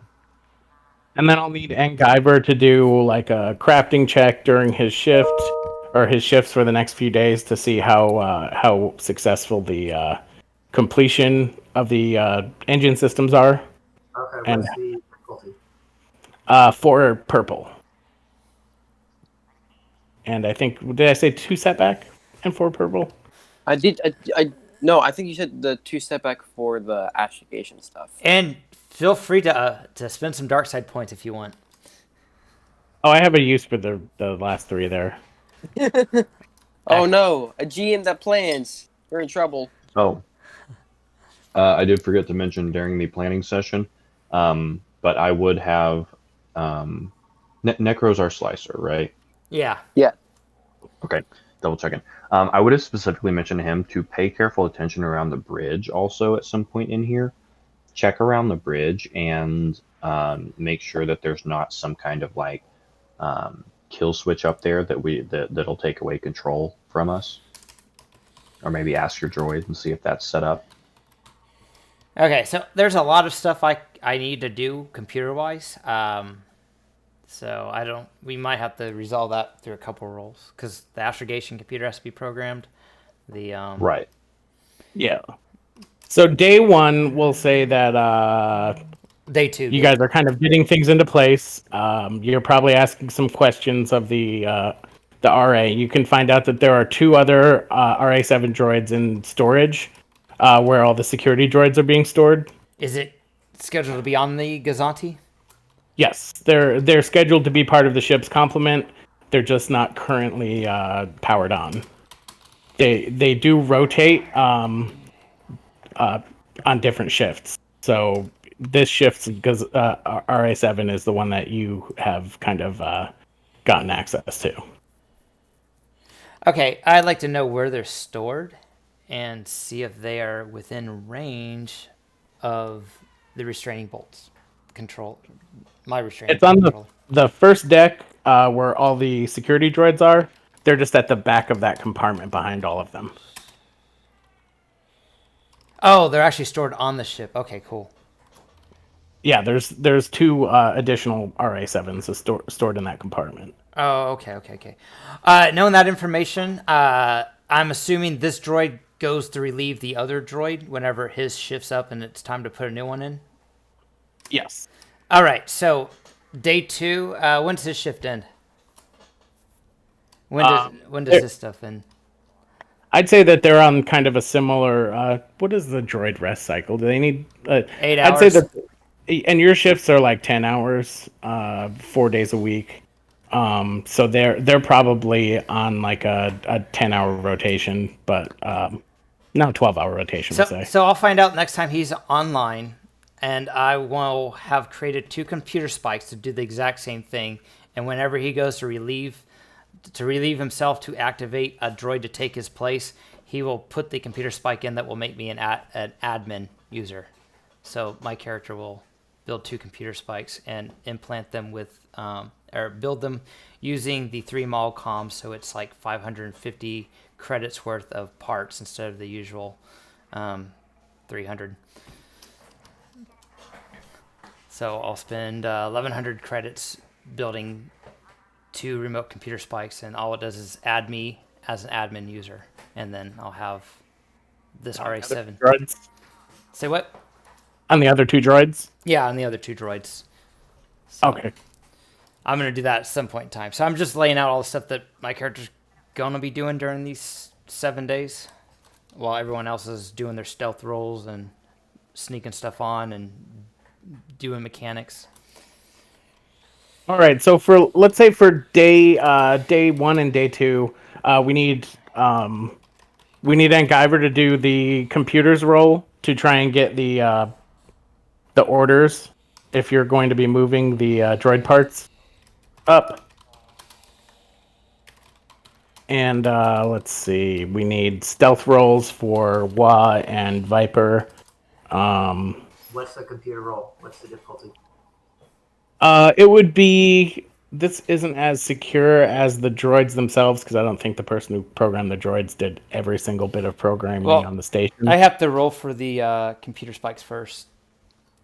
Oh, okay. So the putting in the you can go ahead and roll the computer spikes and let's see. And Guyver, your roll will be 3 purple, 2 setback. What would be my role? The rolls will be since you're kind of coming. Where are you going to try and come out on the top deck map? Are you going to try and come out of the elevator shaft? Or are you going to try and come out of like an air duct? Clean air duct. All right, so you'd have to move across a little bit more of the deck, but you don't. Sneak with Viper, like they're trying to go together, or what? I guess You can if you want. I guess we can sneak together. Okay. I guess that way you can roll after him. Any advantages he can get, he can pass to you. All right. All right. So yeah, it'll be 2 purple and I guess a couple setback to kind of move across the open space because How many is it Viper. for? 2. 2 setback, 2 purple, right? Yep. Okay.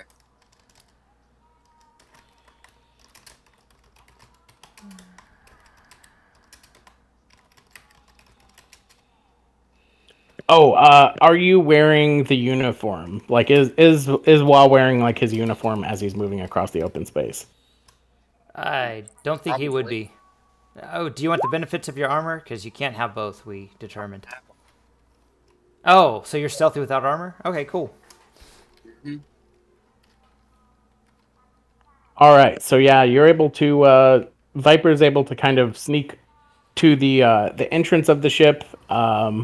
He'd have to kind of climb up from the bottom or kind of sneak past those stormtroopers on the access ramp.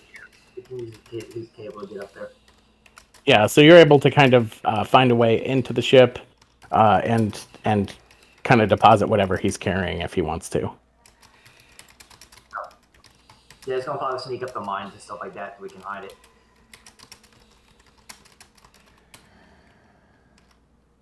And then, Wah, you can go ahead and roll what you're doing with this. Or you already rolled stealth, huh? Yeah. So yeah, you're able to get up there with your E5 blaster and kind of make your way onto the ship and find a spot to stow it. All right. I got 2 computer spikes. Oh, of note, for anyone who has toured the ship, probably at least Jahat and Ketkem as a stormtrooper. You might have noticed that the ship does have an armory on the cargo floor. That room there that has the room that has a heavy repeating blaster in it. So that would be right here is the armory. It's currently locked down. I don't think we're on the same page. Oh, oops. So But I yeah, believe you. to just quickly highlight that right here. Okay.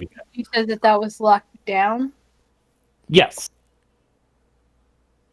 It is secured currently. There is no armor. There's no armor currently in the ship, so the armory itself is locked down. Okay. I will make a mental note. All right. So let's see. Was this for the 2 spikes? Yes. All right. I can't remember. With spikes, is it successes or advantages? Successes give you, well, they're both. Successes give you a boost for each success. Advantages give you removes a setback for each advantage, and triumph. Okay. So yeah, those guys are the same difficulty. I think it was what did I say? 2 purple, 2 purple, 2 red, something like that. Yeah. And then some. What did we have setback? I can't remember. Oh, because you were rushed, and I don't think that would be the case. And well, the computer spikes. I added a single setback, but my precision instrument removed setback to get it done in a couple hours versus 10 hours on crafting them. Okay, so it looks like you'd probably be able to remove whatever setback there were there, and then add some boosts to try and get administrator access to those 2. Yeah, so I'm adding the stuff right now. And then Jahat, were you doing anything in those days, kind of trying to position yourself better with the crews? You said you were going to maybe do some stuff with the scanner to help people get stuff through. Right. Yeah. So I think at some point he would kind of he honestly, you know what? I think one day he would just kind of come in and with an Imperial uniform on, and kind of at least for that day, drop the charade of pretending to be a technician, and at that point pretend to be just another Imperial officer. And how many So- days in was he going to do that? Probably the last couple days. So like day 5 or 6, or Yeah, we'll go with that. And at that point, he's kind of being a little bit more overt about peeking around, including maybe supervising over at the scanning station and stuff like that. Looming over people's shoulders on the scanners and occasionally pulling people out of line to check things. so for the purposes of moving things along, I'm going to jump to day 4. Does anyone have anything specific they want to get done before day 4? All right. So So that was for the first one. Where are you getting all the booze from? It was a computer spike. I'm doing the second computer spike first, so that gave me 7 boost dice. Oh. And then the second computer spike gives me 2. And so I rolled the one that's higher first for the first droid. That way I can convert some of those advantages over to more boost for the second roll. You're just using boosts to make more boosts. Yes, advantages to make more boost for the second, because I got to make 2 rolls because there's 2 droids. Oh, hey, for the advantage, I don't remember owning a droid.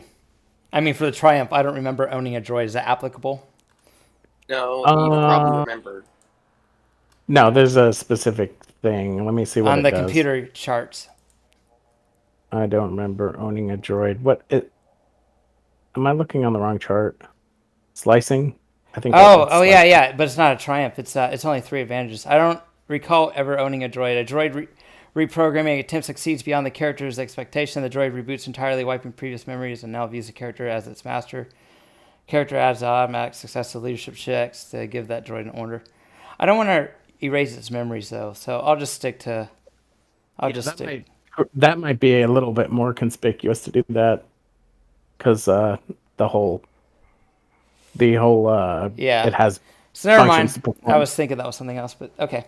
Then I'll do 3 covered tracks, and then or 2 sets of covered tracks, and then I will add elegant coding to give me boost for the rest. So 1, 2. Okay, and then downgrade the next check. Okay, cool. So the next one will be 1 red and 1 purple instead of 2 red. I'm using Master Slicer. This will be on a different day, I'm assuming. I thought Master Slicer was once per session. No, Master Slicer is once per action. Yeah, Along with the cost- implant. It just costs strain. That's the mitigation factor on that. You can just use all the advantages he generates to heal that strain.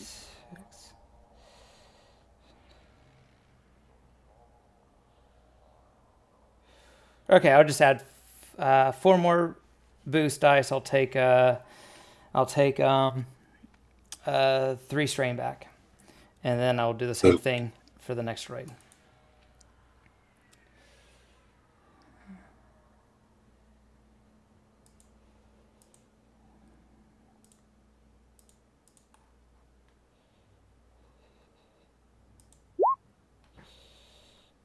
All right. And then I will regain my strain and cover tracks. Shouldn't there have been 2 red? I downgraded with the triumph from the previous roll. Okay. I used I own the system. All right. All right, so all 3 of those droids recognize me as admin user. Okay. So anything else that anyone wants to try and get done before day 4? Astrogation. I probably should do the astrogation and hide it in the computers. I need to roll to determine my part that I can colonize these droids into.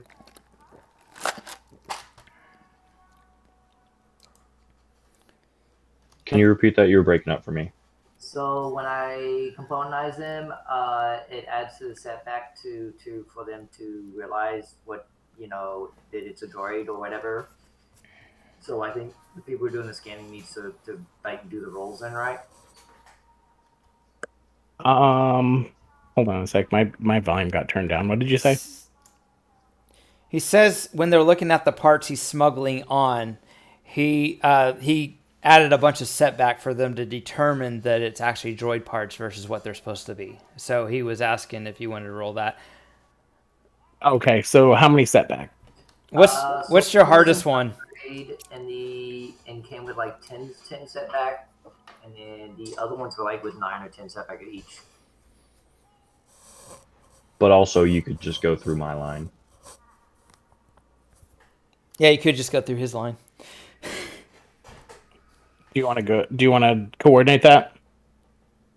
Yeah, so just like whoever's going through the line before him will get chosen for extra screening, and I'll kind of chase whatever assigned tech off and go tell him to go. Like I'll point out on the screen, hey, go see what that is in his toolbox. Make sure that's not anything questionable. Right, so yeah, roll a deception for that. Difficulty. So the tech is probably at best 2 or 3 purple. So we'll say 3 purple. Okay. So my thing reduces that to a flat roll.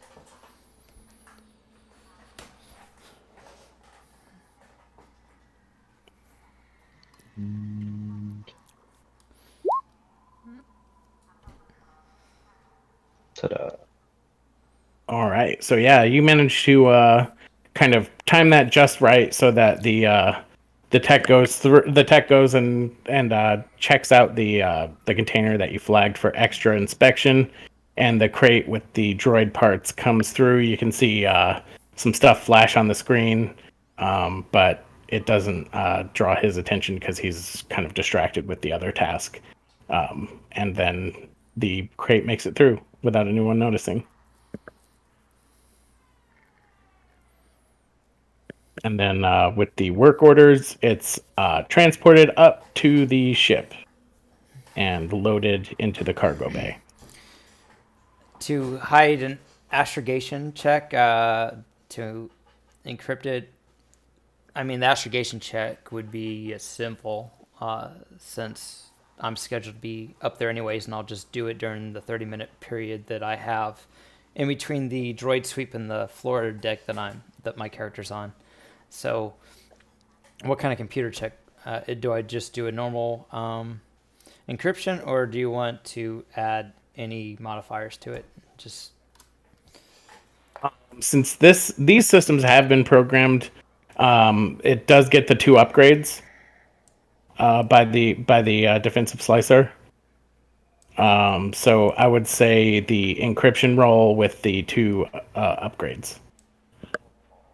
okay, so it'd be 2 red. Yeah. All right. I will use Master Slicer, take 2 strain, and downgrade it, or not downgrade it, but remove a difficulty. So that'll be a 1 red.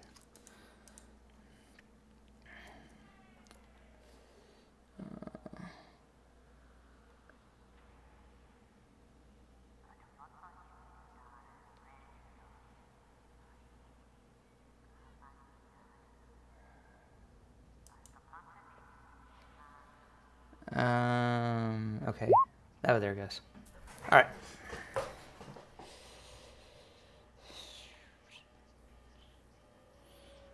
And then I will cover my tracks twice and get 2 strain back.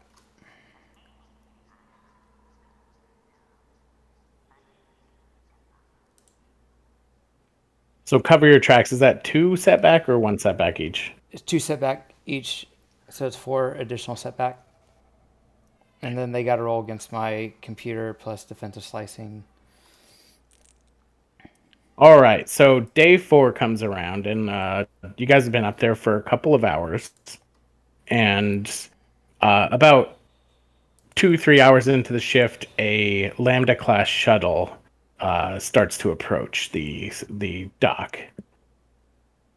Oh, what class shuttle? The one Lambda the- class? Yeah, the one the Emperor rode in on in the original trilogy.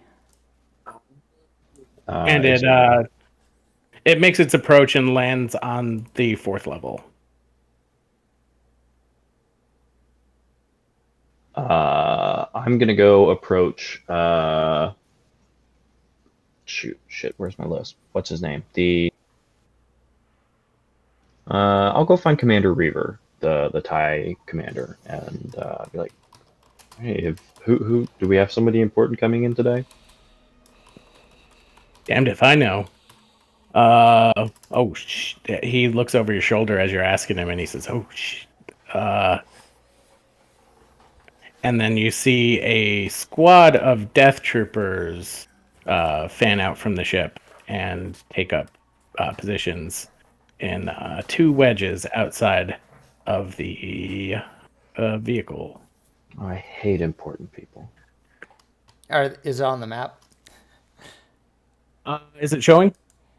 I just moved land the us. wrong. Yes, I'm seeing them. Yeah, I just didn't know where to look. Okay, cool. So yeah, it's landed there. These guys kind of move out and start kind of sweeping through the dock. Looks like some kind of surprise inspection. Director Krennic. No. No, I know. I'm just joking. And they kind of start moving through. Not the ship, just the soldiers. We don't want to move the whole ship too. All right. And these guys kind of move out a little bit too. Just kind of clearing and sweeping as they go, looking for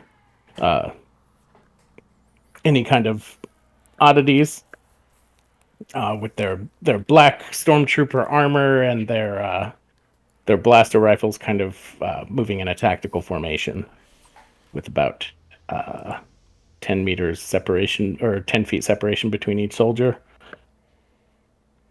And then as they kind of fan out and clear the area, another figure climbs down the ramp from the ship, and you see just someone kind of dressed in well-made black clothing.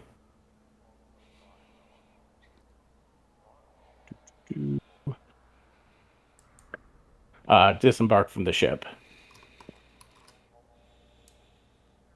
And they're kind of moving behind these troopers as they fan out through here and create a perimeter.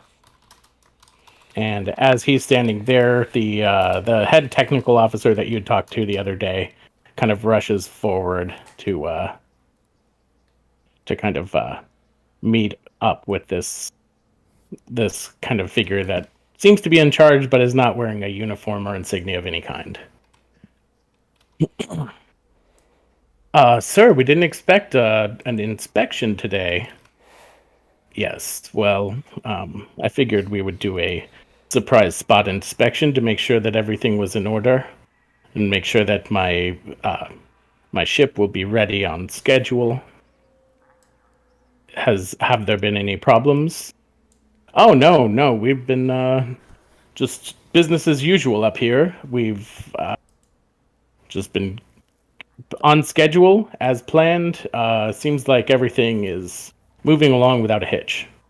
Very good. I would like to see the ship.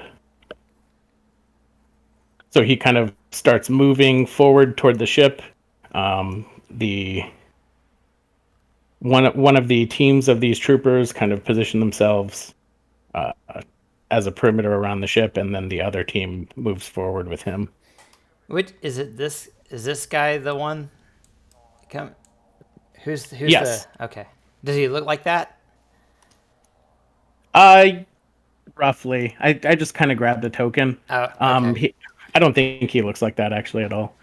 Now that I think about it, he doesn't have blue skin. He does not carrying a lightsaber.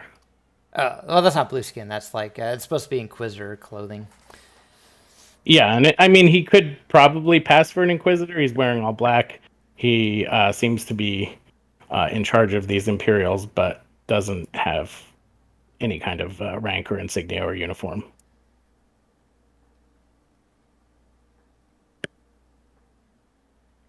So he and four of these troopers move forward onto the Gozonti.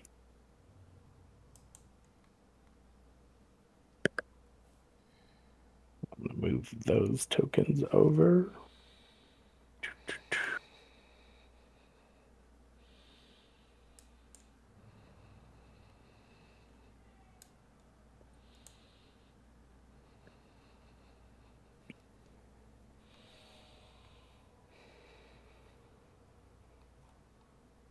And you see they kind of move into the ship and start clearing and securing whatever's ahead of them. And he moves into the first area. Very good. Looks like everything's moving along quite nicely since the last time I visited. And the officers accompanying him on the trip or on the tour. So as you kind of see all this happening, you can see probably whoever's working outside the ship, and Jahat, you probably saw it. Yeah, you did see it because you were outside with the scanner crews and went over to talk to the TIE fighter pilot. Oh yes, that's the guy. They're building this thing for. What was his name?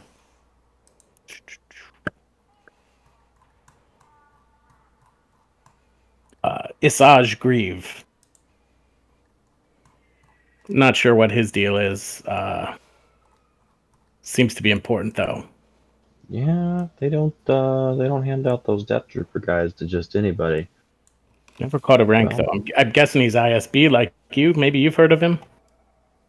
I have some unfortunate suspicions on who that is, which means, assuming you guys are officially assigned as the ties to this ship, correct? Yes, that's going to be our designation once the ship is operational. For now, we're also part of the security detail for this station.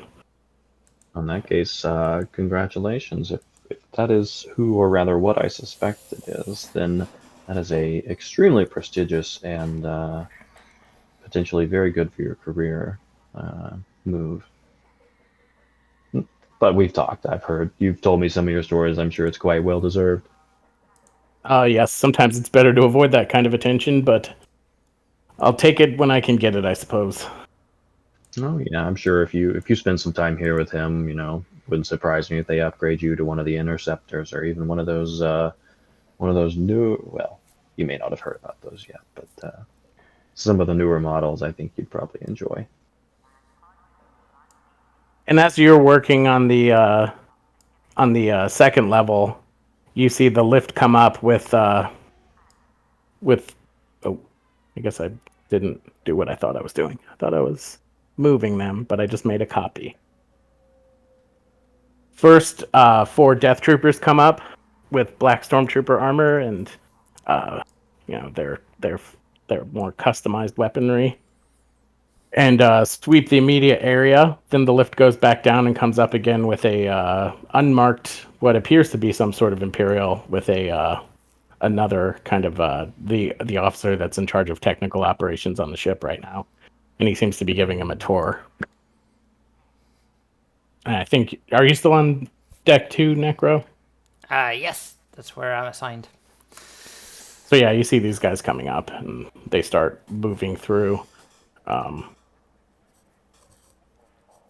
Those guys kind of clear forward, and 2 of the Death Troopers move backwards through the ship, kind of clearing the floors as they go.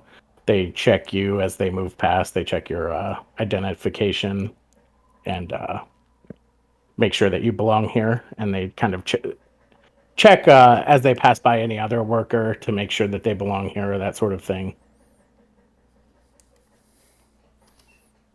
Okay. Necro makes sure he's in the right spot where he's scheduled to be working.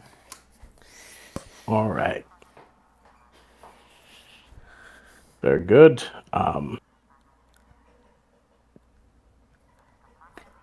Where's Ketkem during this? Ketkem, what are you doing right now? You're still dressed as a stormtrooper? Are you on the ship, or kind of Are you near what's happening, or are you trying to stay away from it? I think I would. Yeah, I'm still in my stormtrooper gear, and I wanted to actually just kind of blend in as much as possible and not draw any attention to myself. So I don't think I would be very close to any kind of action that's going on. So you probably saw like the same thing that Evan would have seen, where you see them from the outside. You see the shuttle land and them disembark, and a few of them are surrounding the ship, while 4 of the Death Troopers and the unmarked Imperial board. He moves up to the RA7 and kind of checks it out.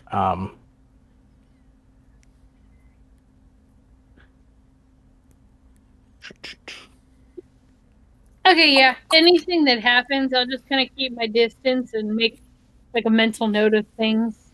And then if for some reason I do need to step in and do something, I will do something at that point. But until all crap hits the fan, I'm just going to try to blend in. Oh, I did forget. This was what I was. I planned for this to happen, but I figured it was a pretty big thing to have happen. So I was going to spend some dark side, because this is the Force knocking itself out of balance. On a slightly separate note, one thing Ketkem talking reminded me, I did want to try and at some point in here, like, make some comment, and this could have been like a day or two before, make some comment about, Trooper, it seems like your comlink is not functioning, and like get her a replacement comlink from the Imperials here, or like get their frequencies and fix hers, so that she's actually tapped into the Imperial communications for here. Yeah, I'd say that you could probably get that done pretty easily. It is a deception, but you wouldn't have to deceive anyone particularly important or smart. You could probably just kind of get one of the other stormtroopers to run and grab one. So I'd say 2 purple deception, and I think you can knock down 2 purple to nothing with your current level of this disguise or identity.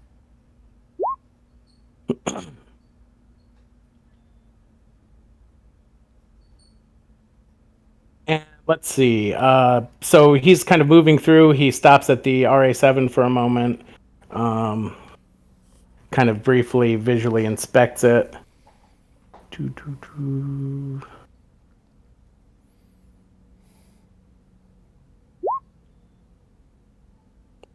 And the difficulty.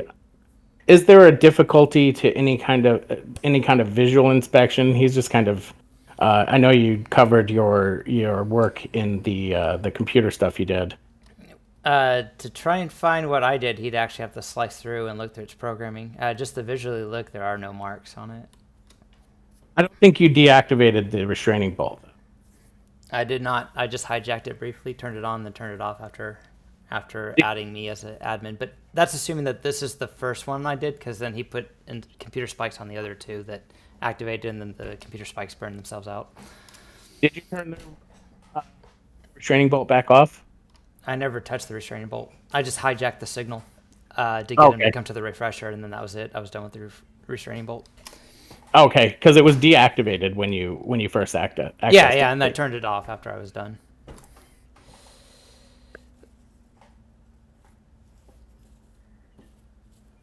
And he moves on from there, kind of moves up toward the consoles at the front of the bridge. Very good. Everything looks to be in order. He moves back towards this console and kind of starts powering this area up and looking through.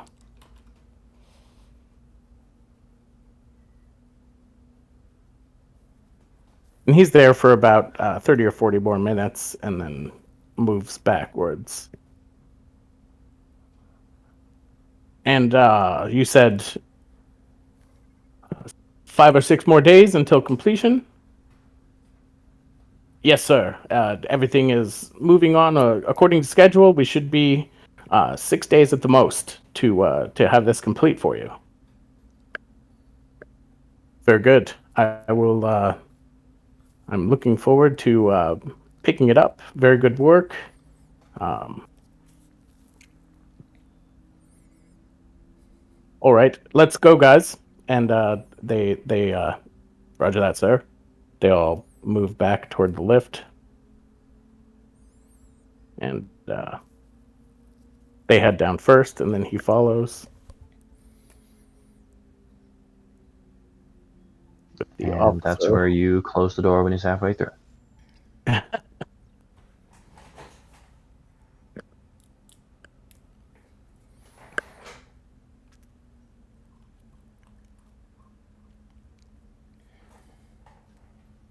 All right, and then they leave the ship, and they kind of do a tour of the docks themselves, or the level that the ship is being worked on with his security detachment.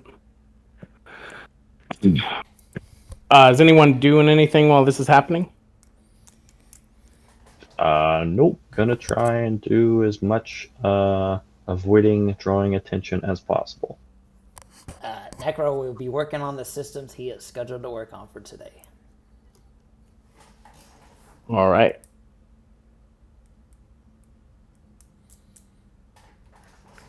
What was that, Numq? Did you say you have the guy in your sights? So this guy's just walking around checking everyone out, or what's going on? Yeah, he's walking around this fourth level of the docks right now with his security. So he's at the ship.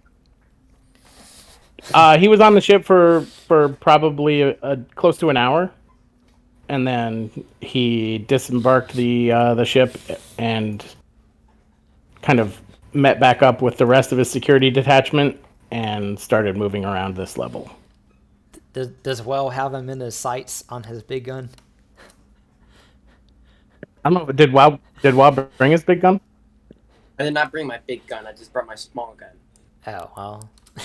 I could bring my big gun. Keep an eye on him if you want. He's got a big Well, gun. is he gonna stay? Like, is the dude gonna stay, or is he just gonna leave? We don't know yet. Because if he's staying, then Wall could get his big gun. Well, he's been up here. Let's see. He went onto the ship for about an hour. He does a tour of the level for about another hour, and that was a few hours into your shift. So he is still kind of touring the facility when your shift is over.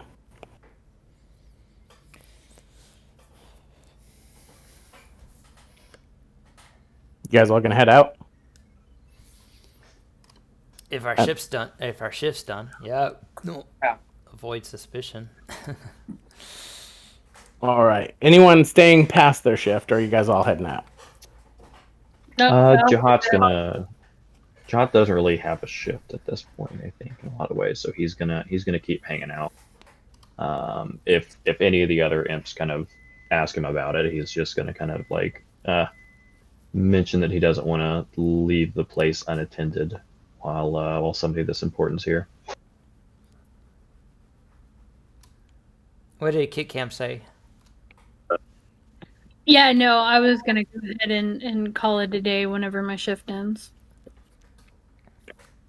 Yeah, so he meets up at some point. He goes over to the TIE commander and talks to him, introduces himself. They talk for a while. He goes to the stormtroopers at the security checkpoint and has a conversation with their sergeant, and then kind of moves along after an hour or two after the shift was over. He heads back to his own shuttle. I'm guessing he's leaving then? Yeah, then the shuttle leaves the station. Man, if he stayed for one more day, he probably could have had a nice, sweet chance of death. Oh, who's to say he's not going to come back again? That is true. But aren't we leaving before the ship is? Yeah, are we on schedule for day 7? Oh, him and his security detail do go back on the ship one more time before they leave. You did see that, Jihad. When we do our meeting again, I let everyone know that there are 3 total RA7 droids, and I am an admin user on all 3 of them, and they are already on the ship. They are in storage, and they rotate. One of them is active at a time, so we will have the RA droids all accounted for on the ship when we take it. Wait, If I could leave these ones here as a version. right, yeah, one idea I had was having one of them come. Or like the tractor beam or something like that. Right. But the RA7 droids that are assigned to the ship are always on the ship. They're kept in the storage, the droid storage area, along with the sentry droids.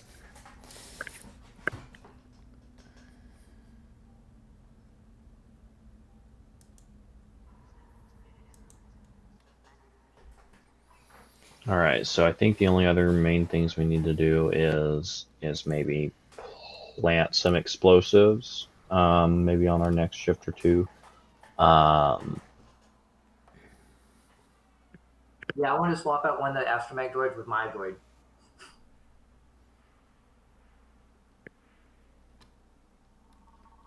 All right. Yeah, there are, I think, maybe a couple of astromech droids moving around on this level. Yeah, so then what's going to happen is I'm going to have I have an ion mine that I made that's I'm going to have Viper pilot to fly over to, I guess ionize that droid to take him out, and then swap him out with the droid he brought along. What are you going to do with the disabled droid? Probably just take it back to the ship or something like that. I mean, that way we have something running around, so if we need to like plant anything, they could probably just plant the stuff for us. Where are you taking it back to? To my ship. So you're going to go through the security on here with Oh, the... my Viper's going to call that. He's the one that snuck in, that snuck up through the shafts and everything. So you'd have to disable an astromech droid in the middle of the... Does he need to make a leadership role to give him those complex instructions to see how well the droid follows them? The thing I'm concerned with is that the astromech droid is just like on the main level of the... So like this is in the middle of everything where he would be trying to take out this astromech droid without being noticed. Well, like I said, I'd probably wait if there's an opportunity, like if it goes into an area that it's not, that no one's watching, or maybe even like if it goes to recycle or it recharge or something like that. Maybe a recharging station? I don't know where those are. Like that. Yeah, that would probably be at one of these supply depots, like here or here, I guess, would be where the astromech droids recharge, we'll say.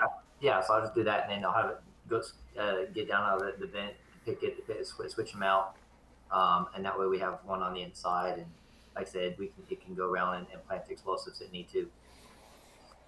So we got a couple more days, right? We're at day 4. Would it be a good idea if I made some computer spikes to take over those sentry droids that are also on the ship? So they don't try and, shoot us and disable the ship. Yeah, I don't use think them to shoot at people.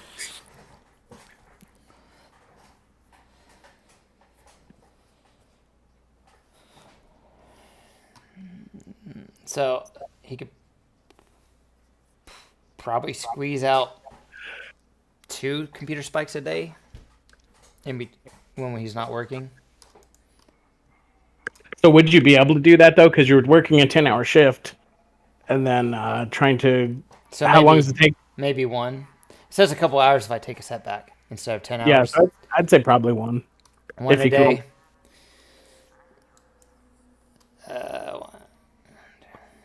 You could try and get Angiver's help. Sweet. I know he's not as good at computers, but That's true. And Guyver, are you busy? Then we can knock out 2 a day. What do you mean, do? Computer spikes. I make rolls for the assembly too. I just wouldn't give them what I need to roll. This is outside of our shift. Okay. What am I doing? Computer spikes. Okay. Is that computer or is that mechanic? It's computer. 2 purple or what? So how do you want to do this so we're not rolling a whole bunch? So we got 3 days left, so we can make 6 computer spikes then between the 2 of us. Yeah, just do one. If you want, you can do one roll for each of you, and just have it take. I don't know. I'm thinking like if you want to not have, 6 different computer spikes of 6 different levels, you just do one roll for all of them and have it take that amount of time. All right, so we just do a combined one maybe. Yeah, combined for each of you. Did you do a crafting roll for the ship? By the way, I don't. I'm asking you, what do you want me to roll? 4 purple. And then I can have the RA7 droids implant one of the sentry droids with it that are charging in there when it goes to switch with another RA7 droid. All right, and then you said I have a setback. You said. I think, what did I say? 2 setback? I don't remember. Yeah, I think it was 2 setback for rushing. All right, Well- I have 2 ranks of inventor, so I can take away those setbacks. Okay. And it's 550 credits worth of parts because we're adding the 3 mol comms to the existing parts, so it's 550 per computer spike.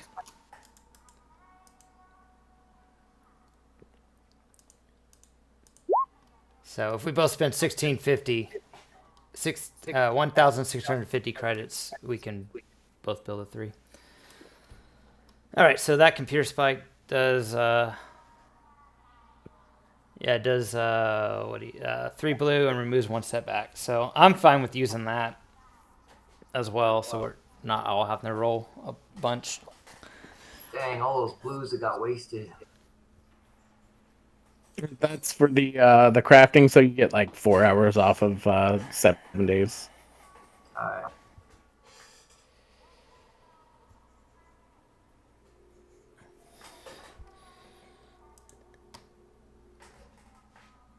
All right, so are we just doing one roll then for the computer spikes? Yeah, just do 1 roll. That's fine, and then you have enough time to do. You said 6, I think. Yeah, between him and his character, my character does 2 a day, and then we just have the RA7 as they switch shifts, implant them on the recharging sentry droids to each shift over the next 3 days? Don't you have to roll stealth to make it not see? They're not powered up. It's like have you seen The Mandalorian season 2? How there's Nope. Death Troop. Okay, well they're all in stasis until they're activated. Yeah, they just have two patrolling the ship, and if those are tampered with or disabled while they're active on patrol, it activates the other 6. Yeah, they all activate at once if one of them loses connection. So okay. All right, so Master Slicer reduced difficulty from 3 purple to 2. I have precision tools that remove the setback. Okay. So it adds 4 boosts and removes 1, 2, 3, 4, 5, 6. Or I can have that Triumph reduce I'll just have that Triumph reduce the difficulty of the next computer roll this session. So that'll reduce 5 setback and add 4 boost on the adding us as an admin. All right. And these things aren't nearly as complex as the RA7s. All right. Do we need to roll for programming then, or? I would say with them, it's probably like a 2 purple. I don't know if it's even worth rolling it. Okay. Well, let's just say that they all recognize us all. Instead of just me, it's just all our team. We're recognized as admin. So yeah, you're able to over the next 3 days add admins to the security droids. I think were there 8 though. I think there's 8 on here. Well, we got 6 of them, so I mean, we only have so much time. Yeah, so you. So I alert the group that there's 2 that will need to be taken out, and we will identify them when we're ready to proceed. Someone can shoot them with an ion and take them down. Yeah. It's better than dealing with, all 8 of them at once. Yeah. Oh, no, wait. I guess there are. I only see 6 in there. Okay, even better. Oh no, wait. Yeah, no. There's. What the hell? Oh, there's an odd number. Oh no, that happened. One of them I saw was on the bridge. Wait, shooting with an ion? Oh, I think I can do that. Yeah, there should be 8. So 2 are kind of Patrolling. Okay. Yeah. Yeah, so I will let the group know once we're ready to proceed if they are in stasis and which ones they are. Oh wait, I don't have ion. All right. So about halfway through day 7, you're able to get the ship completely functional. What are you guys and off shift? You're creating some spikes. Are you guys doing anything else on shift to try and? I think suicidal droids being swapped at some point. More explosives are being brought on, and I don't know what all the other sneaky people are doing. So do your deception, Jahat, just kind of for the first suicide bomber droid. As far as what do you mean? Aren't you taking off one droid and saying that it has explosives in it, and that trying to set up the whole taking the ship out to? Or sorry, maybe I was a little lost. Is this our last day? Is this our day that we're doing it? Okay, so are you doing that I thought you were doing that maybe a day or 2 ahead of time to set up the story. Are you doing it on the very last day? Right. That was my plan. Is to have it either catch it with my scanner or have it go off. I'm leaning towards catching it with my scanner.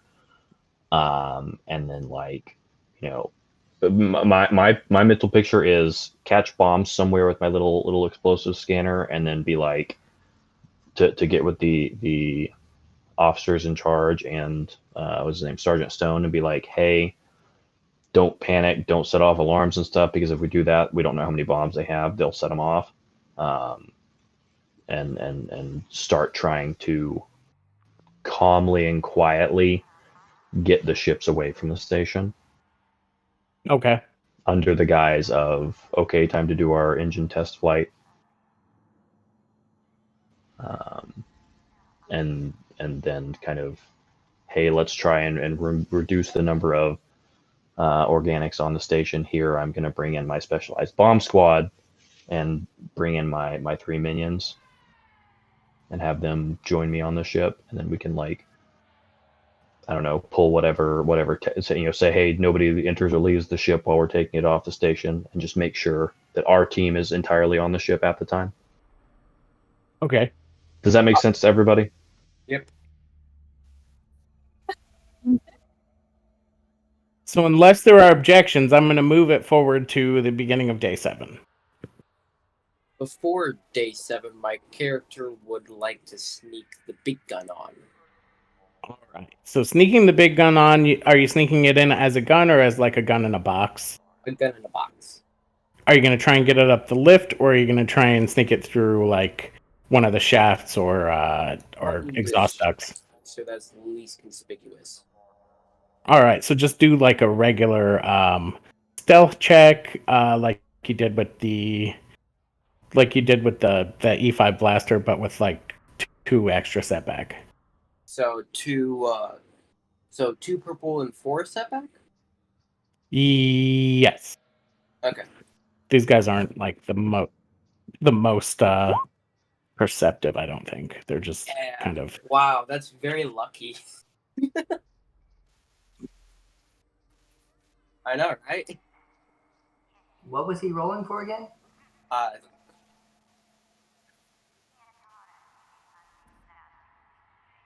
All right, so yeah, you're able to sneak that close enough to the ship that you can stow it on board on the beginning of the 7th day. Oh wait, am I able to hide it? Wait, do I have to roll another stealth check to hide it inside the ship so that no one's able to like find it and stuff?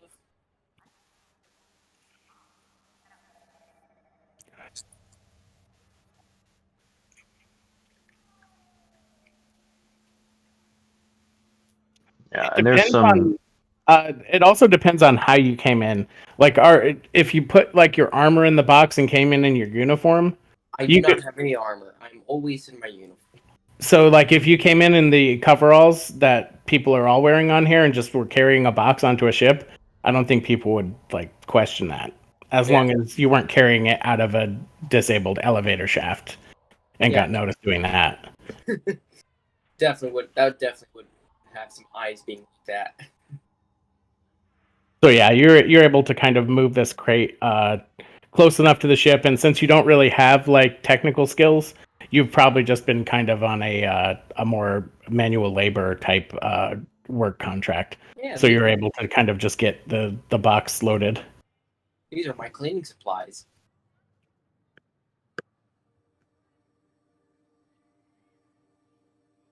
And you could probably even have Ketkem pretend to like order you to move this box to there, and oh well, they told me to do it type thing.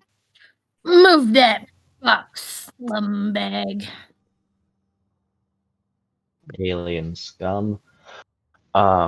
Okay, so does anybody else have anything they're needing to do before we get this kick? Oh, hey, during those couple days on shift, did Necro have time to check the controls on the bridge?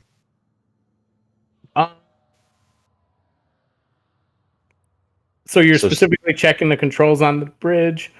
Yeah, looking for something that would be like a kill switch like I had in my vision.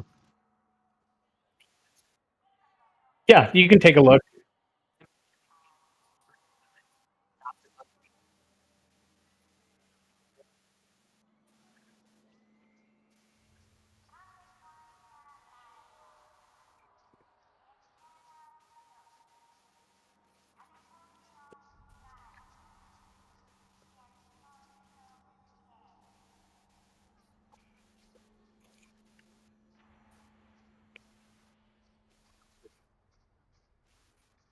Can I give him any like a boost or something like that, just kind of with any specific details from my my vision? Yeah, it's you weren't sure exactly where to look, but knowing you know that you have to look for a certain type of thing, I'd say would probably give you a boost.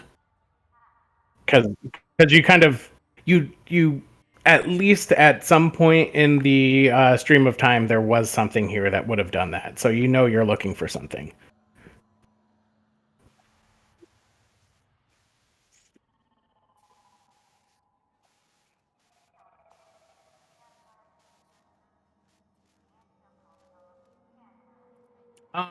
So there is a mechanical and there is like a computer. So you could roll one of each. The computer would be let's see, what are you rolling against? This would be actively working against another slicer. It'd be their slicer skill against his.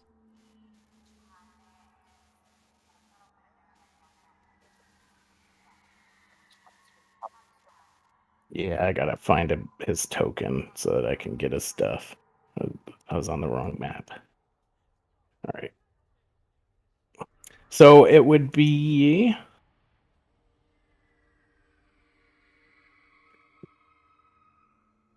computers. Wow. So he upgrades it twice because of the defensive slicing. So it would be 5 red.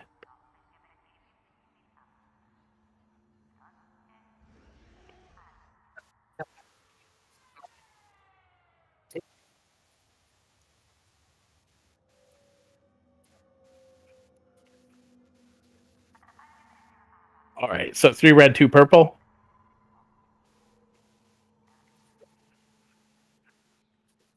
Oh, okay, so yeah, so 3 red, and that would be to find kind of, and I'd say they no, would they have tried to cover their tracks? Yeah, so I'd probably have to do like a roll for them to see like what they did. What was it? 3 purple?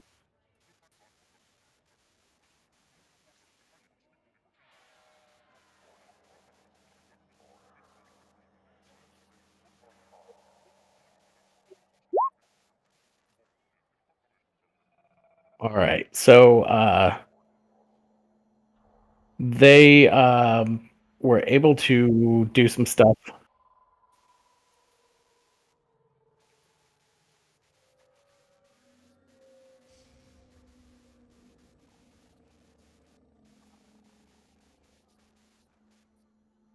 I need to figure out what I can do with those. So this would be slicing, I believe. But he would be the defense. Uh,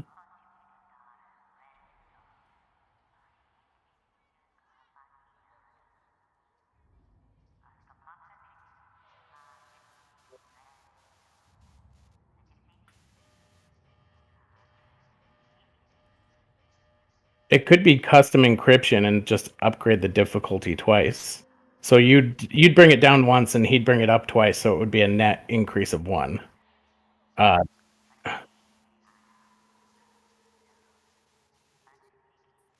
yeah. No, I don't think he had enough advantage or anything to spend on that. Is it 1? He had 1 advantage.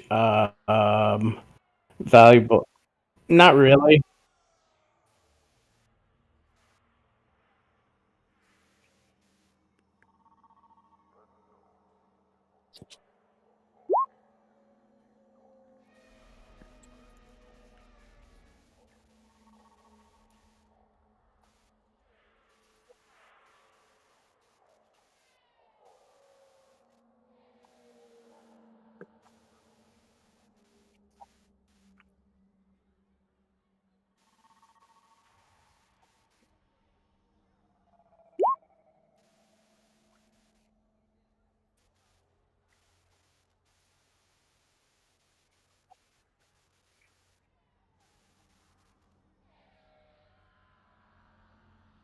All right. So in fairness, I'm going to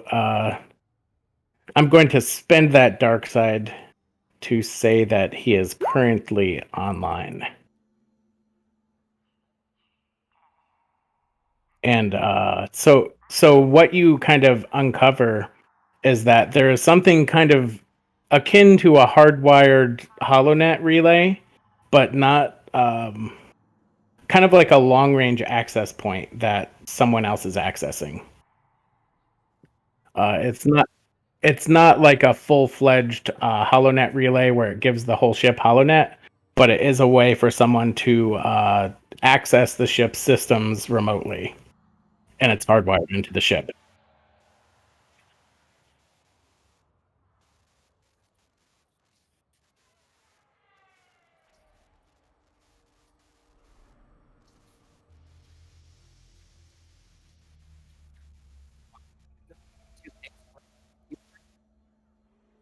Right? Yeah. You might have to. Yeah. So if you signal Jahat, we can start the party.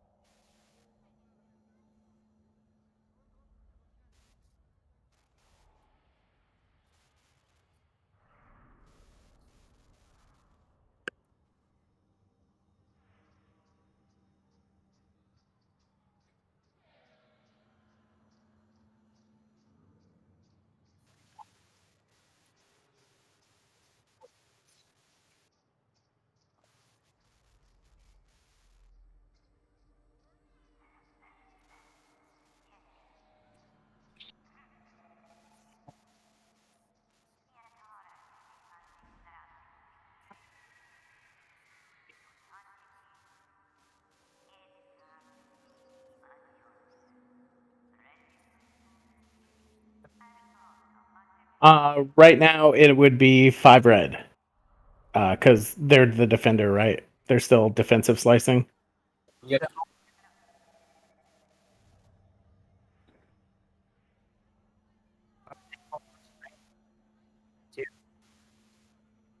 All right, so 3 red.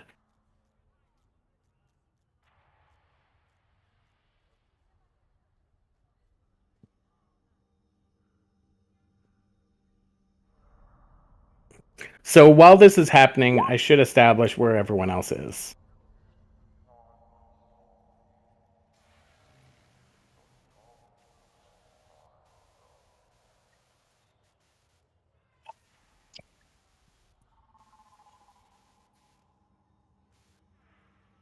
Well, he knew that you were messing around in there because he was in the system while you were poking around on like day 2, I think. I don't think he was ever messing with the. No, he was hardware stuff on there, though, was accessing he? the system through the RA7 droid.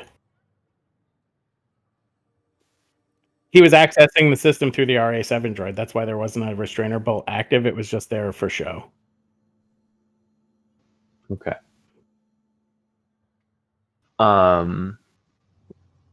Okay, so this is this is the party starting officially, right? So I assume excuse me, I know you does this mean you know that you were seen?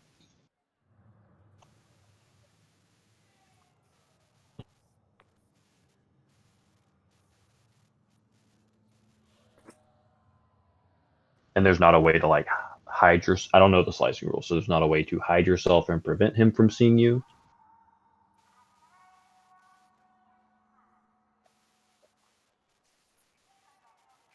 Right, but I'm referring to some way to avoid. Well, I mean, obviously that's the goal, but also like, was there any Yeah. way? So how does that work? If he's the,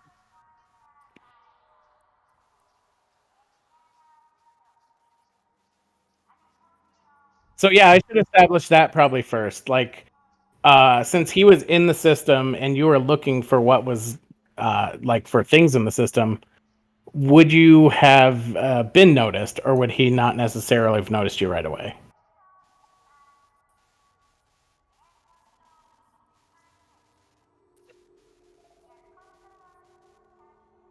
Right. So I'm Like, thinking. unless you interact with him, I guess he might not know you're there yet. Right.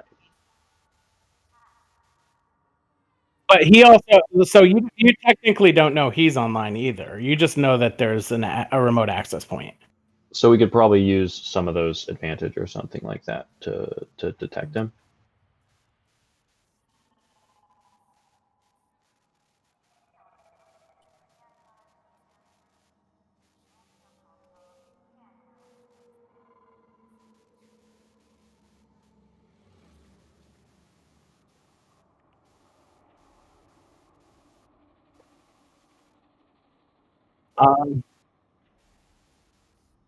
Yeah, I feel like you'd still have to like take control of the system. So if there's a active slicer and security systems, would you be able to make changes in the system without disabling all that first?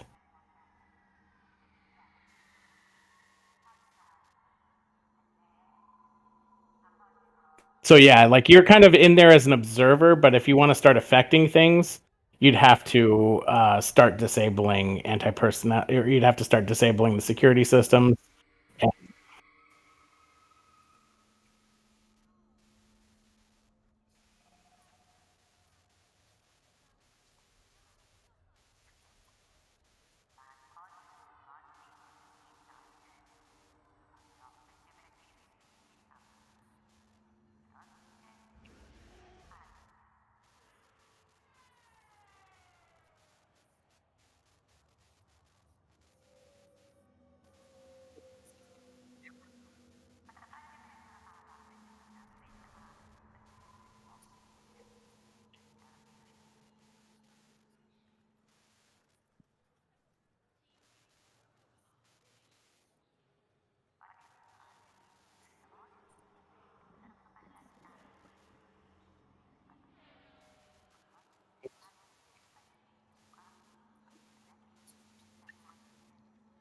Okay.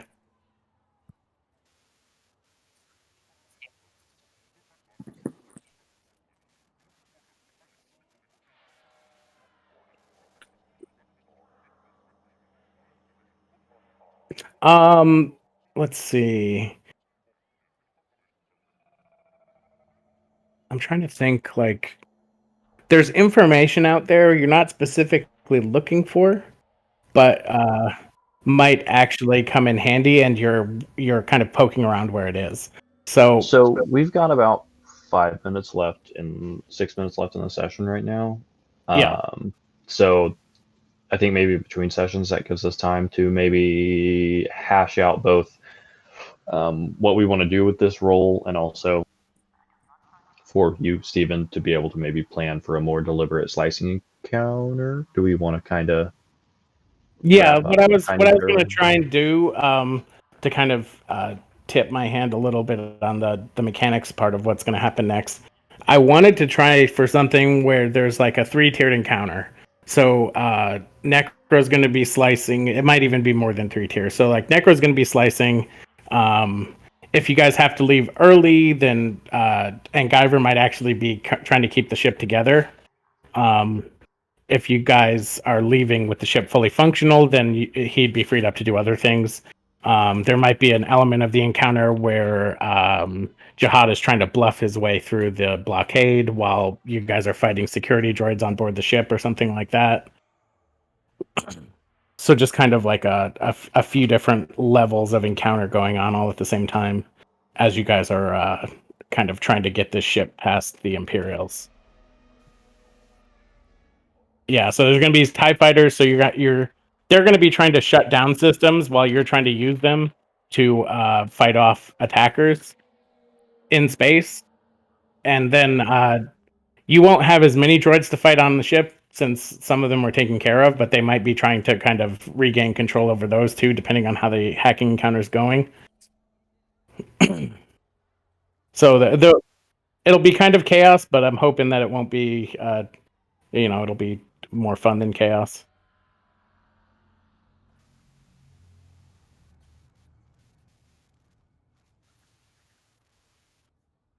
Yeah, and you guys might want to brush up. I'm gonna have to do it before next week, but definitely brush up on ship combat a little bit. Ooh, ship combat. He doesn't, but he has a high agility. Oh yeah, how much experience are we gaining? I'll say that a lot of we had a lot of kind of good ideas going on. I'll say 15 for today. So would we be able to spend it? Like, are we having enough days to go by for us to spend that experience? I think we've kind of said that because time was so fluid. Yeah, I'd say like this was kind of end of day 6, beginning of day 7, but since it kind of I was trying to move things forward to the end, you'd have a little bit of an opportunity in there. Hey, on those days between, I guess, the 2nd to the 4th, or 7th, whatever, I'm going to make rolls for crafting and selling stuff, I guess, whenever I'm not working. I'll do that on Discord. All right. See you guys next week. Thanks for playing. I have a quick question. Thanks for running, Steven. Take it easy, y'all.